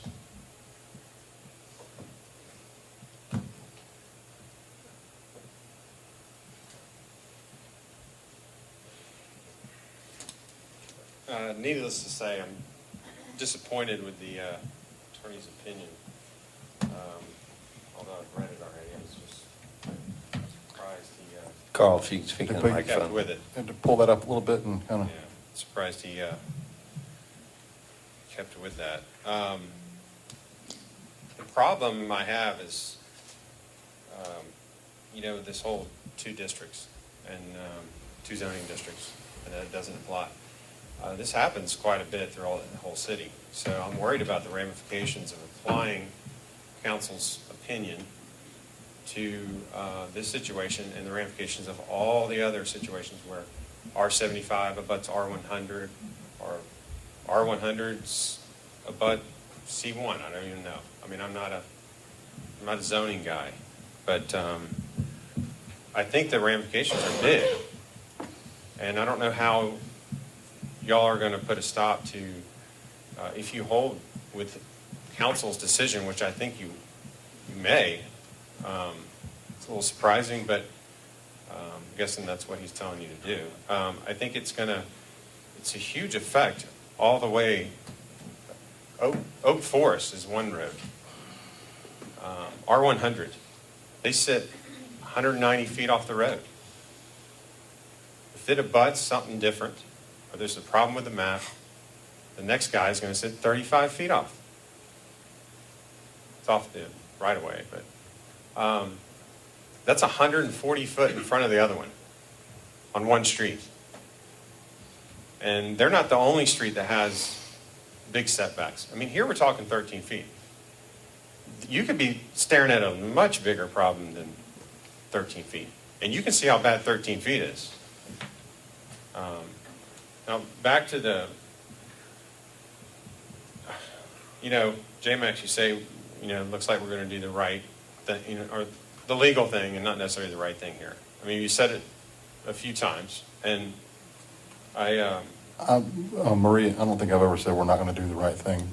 Well, sometimes you don't do the right thing. I know you haven't made a decision. I know it's not up to you. I think it's up to Susan to make the decision, and that's how that happens. When I say we, you said it, but I think you meant whether it's Susan or this whole situation may not end up being the right thing, but it's the legal thing to do. And part of me can understand that, because I think that's kind of how this is being turned into. But I don't know. I mean, I literally could go on and on. I think the issues with average setback that come into play that are warranted, such as what you've mentioned as far as your neighbor built further back, I believe that's why we have the ZBA. The stream buffers in your neighbors, he has to build back, the next guy has an issue. I thought that's why we had the Zoning Board of Appeals, for those instances, so that we can look at them, and if we have a, so important right now especially, that we have a fair, just, consistent Zoning Board of Appeals to rectify all these problems that are coming about because of ordinance, vague ordinances, these little problems. I think ZBAs can fix. I thought they were here to fix that. So, That's all I'm saying. Thanks. Maria, has the applicant on this property, or do we know if they're going before the ZBA? Yes, they have filed an application to the ZBA to be heard in December. And then, in the city manager form of government, is this something the council can even vote on? Can we vote to say what our policy is on this one issue, or what? On the issue of what to do here? I don't get to vote on it ever. Right. I didn't get to vote on it, but Right. what can we just by fiat say you have to do this? No, Or- unfortunately not. I mean, that's the quandary that, that we're in. And, I mean, there are certain remedies. We do have the opinion from our city attorney that the map that was transferred from DeKalb County to the city was the map that the council adopted. I think I also asked that city attorney get some other opinions from Yes, other. he did. For other attorney, maybe some more would be helpful. Right, okay, we can absolutely do I that. know some attorneys in DeKalb, just I really want to solve this issue, and we're all looking for a solution. And I hate it when I hear people say, it's too bad, so sad, or you're looking for a legal loophole, or do the right thing. I mean, Well, I can want to say do the right this, thing, and I will always do the right thing according to my conscience. And that's, I have a pretty strong moral conscience right in the middle of my head that says when you feel that twinge you're doing something wrong, you don't do it. So, Well, I don't want to have a parachute on this. We just need to find a way to do it. As mayor, I don't have the vote. I can't direct staff to do what we want to have done, especially if we got legal saying you're going to open yourself up to liability. If we order something to happen, that we could get sued because we're abusing our power. Correct. We could get sued because the property rights of the people that own the property are violated because their interpretation of what the law may say on this is what reigns. So when people come up here and ask us about doing the right thing and recognizing we don't know maps, well, we need to do the right thing and we need to consider the neighborhood. That's all we want to do. Right. Well, really- I think that's evident of all of you all in, I think this is the third or fourth meeting that we've talked about this, whether it's in this venue here or in Mondays with the mayor or, council members reaching out to me or to community development. I know this, to speak to the public that this weighs heavily on the mayor and council. But that's why there is a separation of powers. When there is an issue where there is a hardship that is created either by the literal interpretation of the zoning ordinance, or there is a hardship found, in a fiscal feature that gives reason to seek a variance. I mean, there is a venue for the community, whether they be residents or builders, developers, or who that might be, property owners for sure, that they have a venue in which they can seek relief. They can ask. It doesn't mean just because they ask that they're going to get it. The predicament that we're in is that we received, at our request, the zoning map for the city of Brookhaven from the only source that could provide it, and that was DeKalb County. Whether these lots are in error, I can tell you the city didn't create that error because we received what was given to us. So what do we say to the residents when they say, our neighborhood's being messed up because of this issue? We don't agree with the city attorney's opinion on this. I can't issue an executive order, No. But what could we do? What powers do we have? I think what you're doing is what you're doing right here tonight. I mean, as I see this evolving, we still have the issue of 2802, we still have 2808, we still have some of the other parcels that have been highlighted on this PowerPoint presentation, but we've had a lot of conversation already. Conversation on the interpretation of average setback, the setback averaging. Is it an average of 1 or is it an average of 2? That's a discussion. We've also, do we not have discussions ongoing with the property owner on possible solutions? Yes, absolutely. Absolutely. And they have. Outside of the legal, doing the right thing, Yes. the moral obligation, trying to do Absolutely. anything we can. I know for a Expending fact, funds to do that. because I talked with Mr. Curry 2 or 3 times Friday evening, and one of which he was in his hospital bed with 4 broken ribs, talking about this very matter, whereby he has reached out to the property owner's attorney to see if there was some resolution, discussions including moving that house. Can it be moved? To the point that we're looking at options as a city to see if it's even possible and at what cost. But we have to be very, very careful here because we can't cure all the problems. What we have to do is provide consistency and a regulatory tool that offers not only predictability to the property owners, but also, to the very bodies that govern that, the Planning Commission, the ZBA, and ultimately the mayor and council. And, there are issues related to setback averaging, and I think that's been evidenced tonight. And you've got a whole host of issues outside of just this very property, the subject property that we're talking about tonight.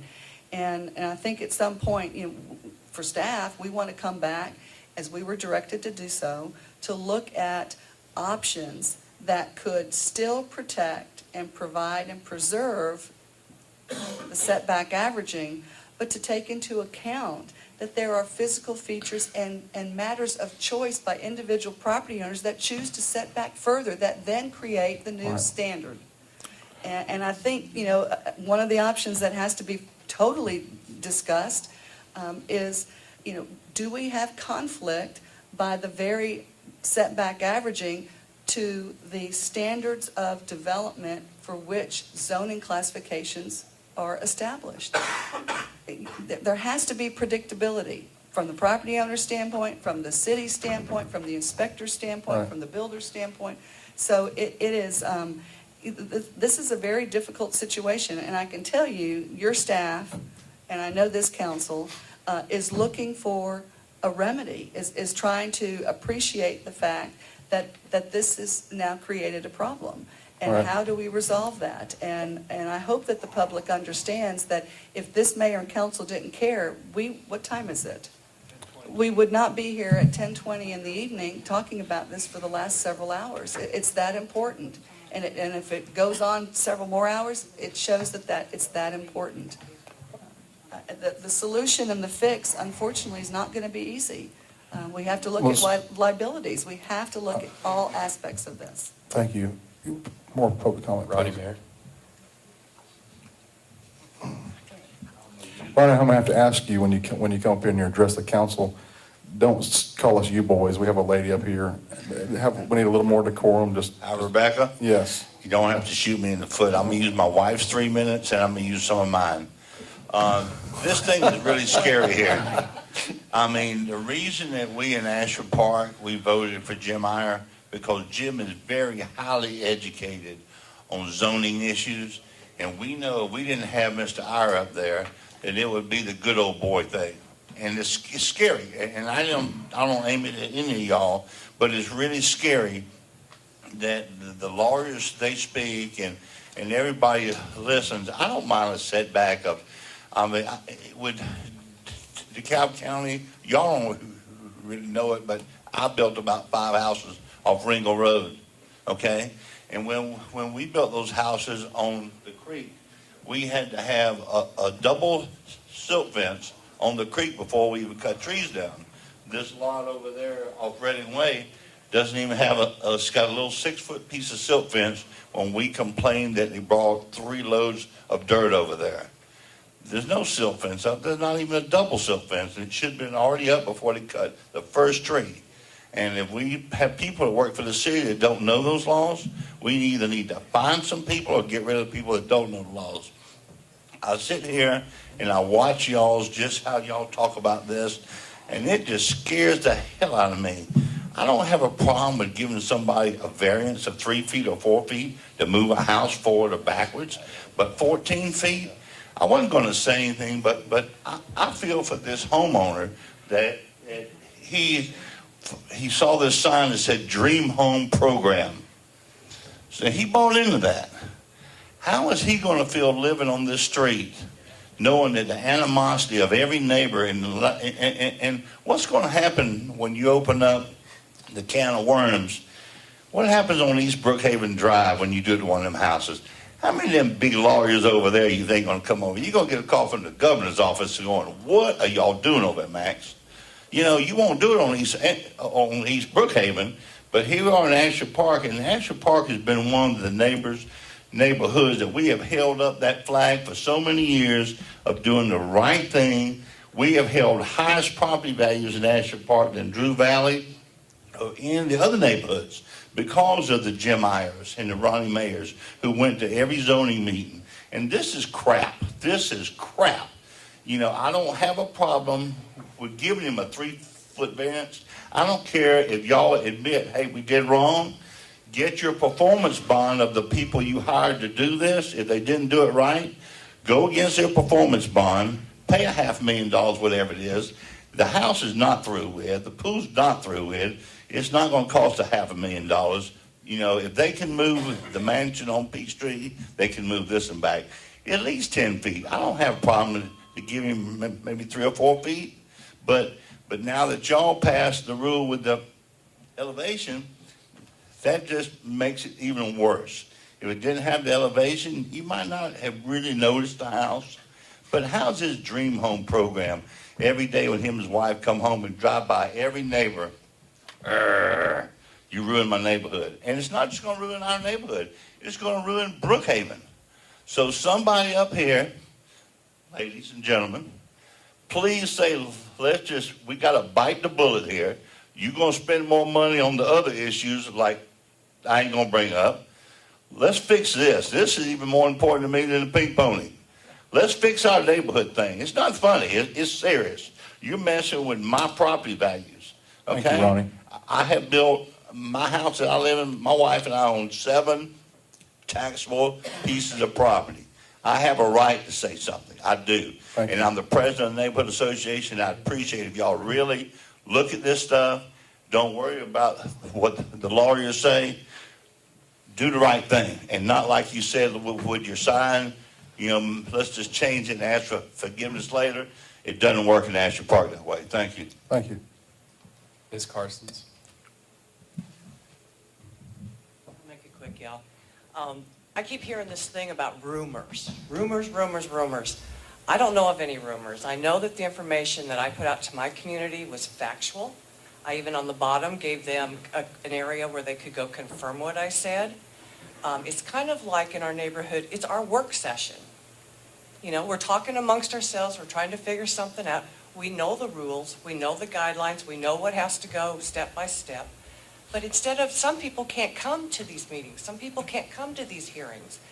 We need better communication, to be real honest with you. The bottom line is that people are talking about this stuff now and sending these things to you about opposing stuff, not insinuating that something's been passed or been done, but letting you know up front, if this is in consideration, you're considering this, we're not for it. We don't want this. So take that into consideration. It's just our way of voicing to you all the best we know how right now, because communication's poor in my district. Thank you. Daniel? Jim Evelyn. Oh, okay.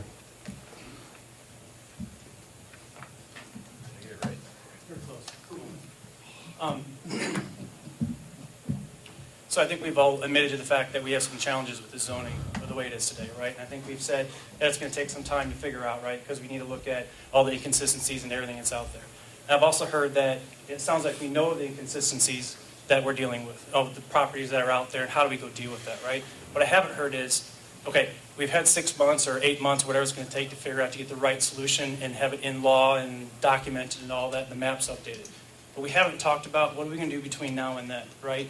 Can we, and I'm asking everyone here, staff and the committee, is there something we can put into place, some type of directive or something we can give to staff to say, how are you going to deal with these items between now and that point? Some type of interim solution, right? To be able to say, what do we want to do? What's some guiding principles that we can go after?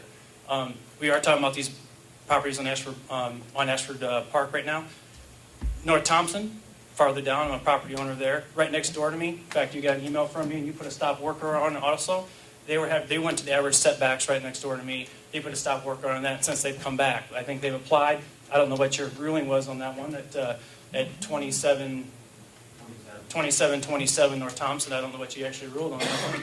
But something needs to be put in place, lead us to some direction, because what's going to happen, we're going to keep letting this go, right? And that's a question to you guys and to legal and whoever else. Can we put something in place between now and when we can get the official, whatever that is in place, the maps updated and all that? And that's, I guess, an open question to you guys and staff, if you can answer that.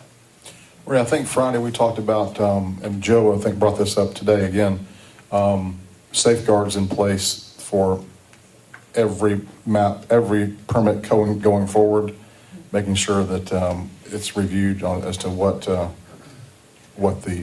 zoning classification is and making sure that everything is in line. Right. And, that's why I brought up the moratorium thing, is to stop future, infractions on this at all costs. I mean, that might be, that's not what I want to do, but it might be something that the neighborhoods need to consider that we might have to do. Just to be clear, the policy wasn't just with ones going forward, taking an active role and looking at what's already in the dock. Right. To make sure that we're not on a course that's going to repeat any of these areas that we've confronted. All right, and Daniel? All right, anybody at council have any? I thought you said if we could speak, if we had spoken before. Sure, come on.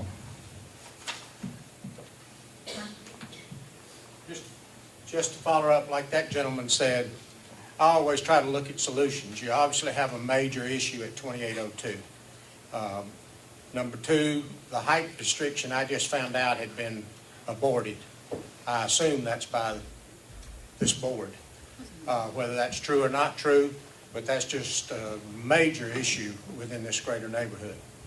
But number one, if you'll check, everything you've discussed tonight is the same contractor and the same builder. One, if you issue a building permit, when it's staked for the foundation digging, you should enforce an inspection before any digging. Once it's dug, because what he's doing, he's destroying trees. If you go to 2802, on the plot that y'all approved, trees that was to be protected are gone. Same thing he did on Reading yesterday. 40 or 50 trees he cut down. 27 had it all. Exactly. He's got everything down but one tree. The ones y'all had protected are not there. And this is what happened on Dresden Drive. A Japanese maple up there, I know for a fact was close to 100 years old, was clean cut that was not supposed to have been clean cut, amongst several big oaks. That's what's been wrong with that whole Dresden village. But one, you should have an inspection before the digging, an inspection once it's dug, and then an inspection when the footing's poured. Because they're stretching it. This one particular contractor, he's got that reputation all over the country. Any place he's at, he builds because he doesn't start a home. He ties up your property. He's trying to do that in the Grand Estates where I live. Right now, he's working on that. He tries to tie up your property, reap a 10% commission off of the purchase price, and not move on your property until he has a buyer already for the house he'll build. Then he builds to what the homeowner wants, not what you have approved. So please put some extra inspections in. If you don't have the staff, let's hire some staff. You've got to get this under control, and if you don't stop it where it's at right now. Second, the last thing I want to say, unless I've misinterpreted the law, when you red tag a property, that has to be posted to the public. That contractor's putting them in the white box, and I think that's against the law. Well, I think we talked earlier about the staff that, well, one of the purposes of that staff increase is inspecting setbacks and footings and whatnot. Is that correct, Susan? Okay. Are red tags put in the box, or are they hammered to the outside the post? The staff did not put them in the box. Okay. 2727 is in the box. Is that a? The staff did put them Okay. How do we remedy I that? said, the contractor is putting them in the box. Okay. How do we remedy that? Can we just have a patrol going around this neighborhood, making sure, because there's so much building going on in Ashford Park. Mine's got some, but I know Ashford Park's got more than probably anywhere else in in the city. So I really want to have some people dedicated. We will, and then on the stop Give me a work hat and I'll orders- patrol too. On the stop work orders, we'll make sure that they are visibly posted. All right. Next. No more comment cards. Anybody else have any more comment? Okay. Thank you for all your comments. We appreciate it, and we understand your concerns, and we hold the same concerns, and we're working on a solution. All right. Jim, do you have anything you want to say since it's your district? You know, I just want to say, first of all, thank you to the residents for coming out, for bringing this to our attention, for keeping this at the forefront. I think that council has had some very spirited and heartfelt discussions on this. We clearly have seen that some mistakes have been made along the way. I think that tonight we're starting on the path to correct some of those mistakes, but unfortunately we have to live with some because they were approved and accepted, and we need to go forward. But I don't think that's the end of it. I think, we have heard on a number of cases that we need to do the right thing. I think we're trying to do that. I think that what I've tried to express to a number of the residents, and I'll say it again here tonight, is that although you believe we've taken a certain position with respect to this house, there are things happening behind the scenes that are, we're trying to come up with a solution that, while it may not be perfect for everybody, at least there's some movement in the direction that we think it needs to go. Maria's been talking to to some of the homeowners. The city attorney has been talking to the homeowners attorney. We're trying to somehow come up with a solution that we believe will be beneficial to everybody. We don't know yet what that is. That's a work in progress. But, again, I commend the neighbors for coming out, very thoughtful, very polite and very thorough comments. And I would hope that you continue to do so, because this is a matter that's going to be ongoing for probably the next several weeks. It's not going to be resolved in a couple weeks. We've heard that they've applied for a ZBA that's up for a hearing in the third Wednesday of December. They will be at the ZBA. You'll have another opportunity then. So again, we are trying to come up with a solution. We have a number of different moving parts that we're trying to address, and we also have liabilities and other things that we need to. So it's not an easy solution for the city, but I can tell you that we are working towards something that is not just a rubber stamp. That's the policy, see you later, goodbye, so sorry solution. And with that, I think at some point we've got to move this forward, but more importantly, we need to move it forward for not just this particular lot, but also for the entire city, so that we can have the city that we believe we should, and so that we can have the ordinances in place, and more importantly, the control of those ordinances going forward. Thank you, Jim. I think we all agree with every word of that. So, you have anything you want to say? No, just thank you all for coming out. Have a wonderful Thanksgiving, and we'll see you at the next council meeting. Okay. Sincere best wishes for Thanksgiving, and let's remember all the other folks who can't be home this Thanksgiving, who are serving us abroad. Let's be grateful for what we have and really keep them in our memory. And drop some cans in a food bank box, if you would, for the folks who won't be having a Thanksgiving of their own. I think that's it. I appreciate, again, all you coming out, and I appreciate the staff's work. I know it's late, and that's all I got to say about that. We don't need executive session. Okay. Motion for adjournment. I so move. Second. Second. Any discussion? All in favor of adjournment signify so, but excuse me, before we adjourn, we need to have it quiet. Thank you. All in favor of adjournment signify so by saying aye. Aye. All opposed? Thank you.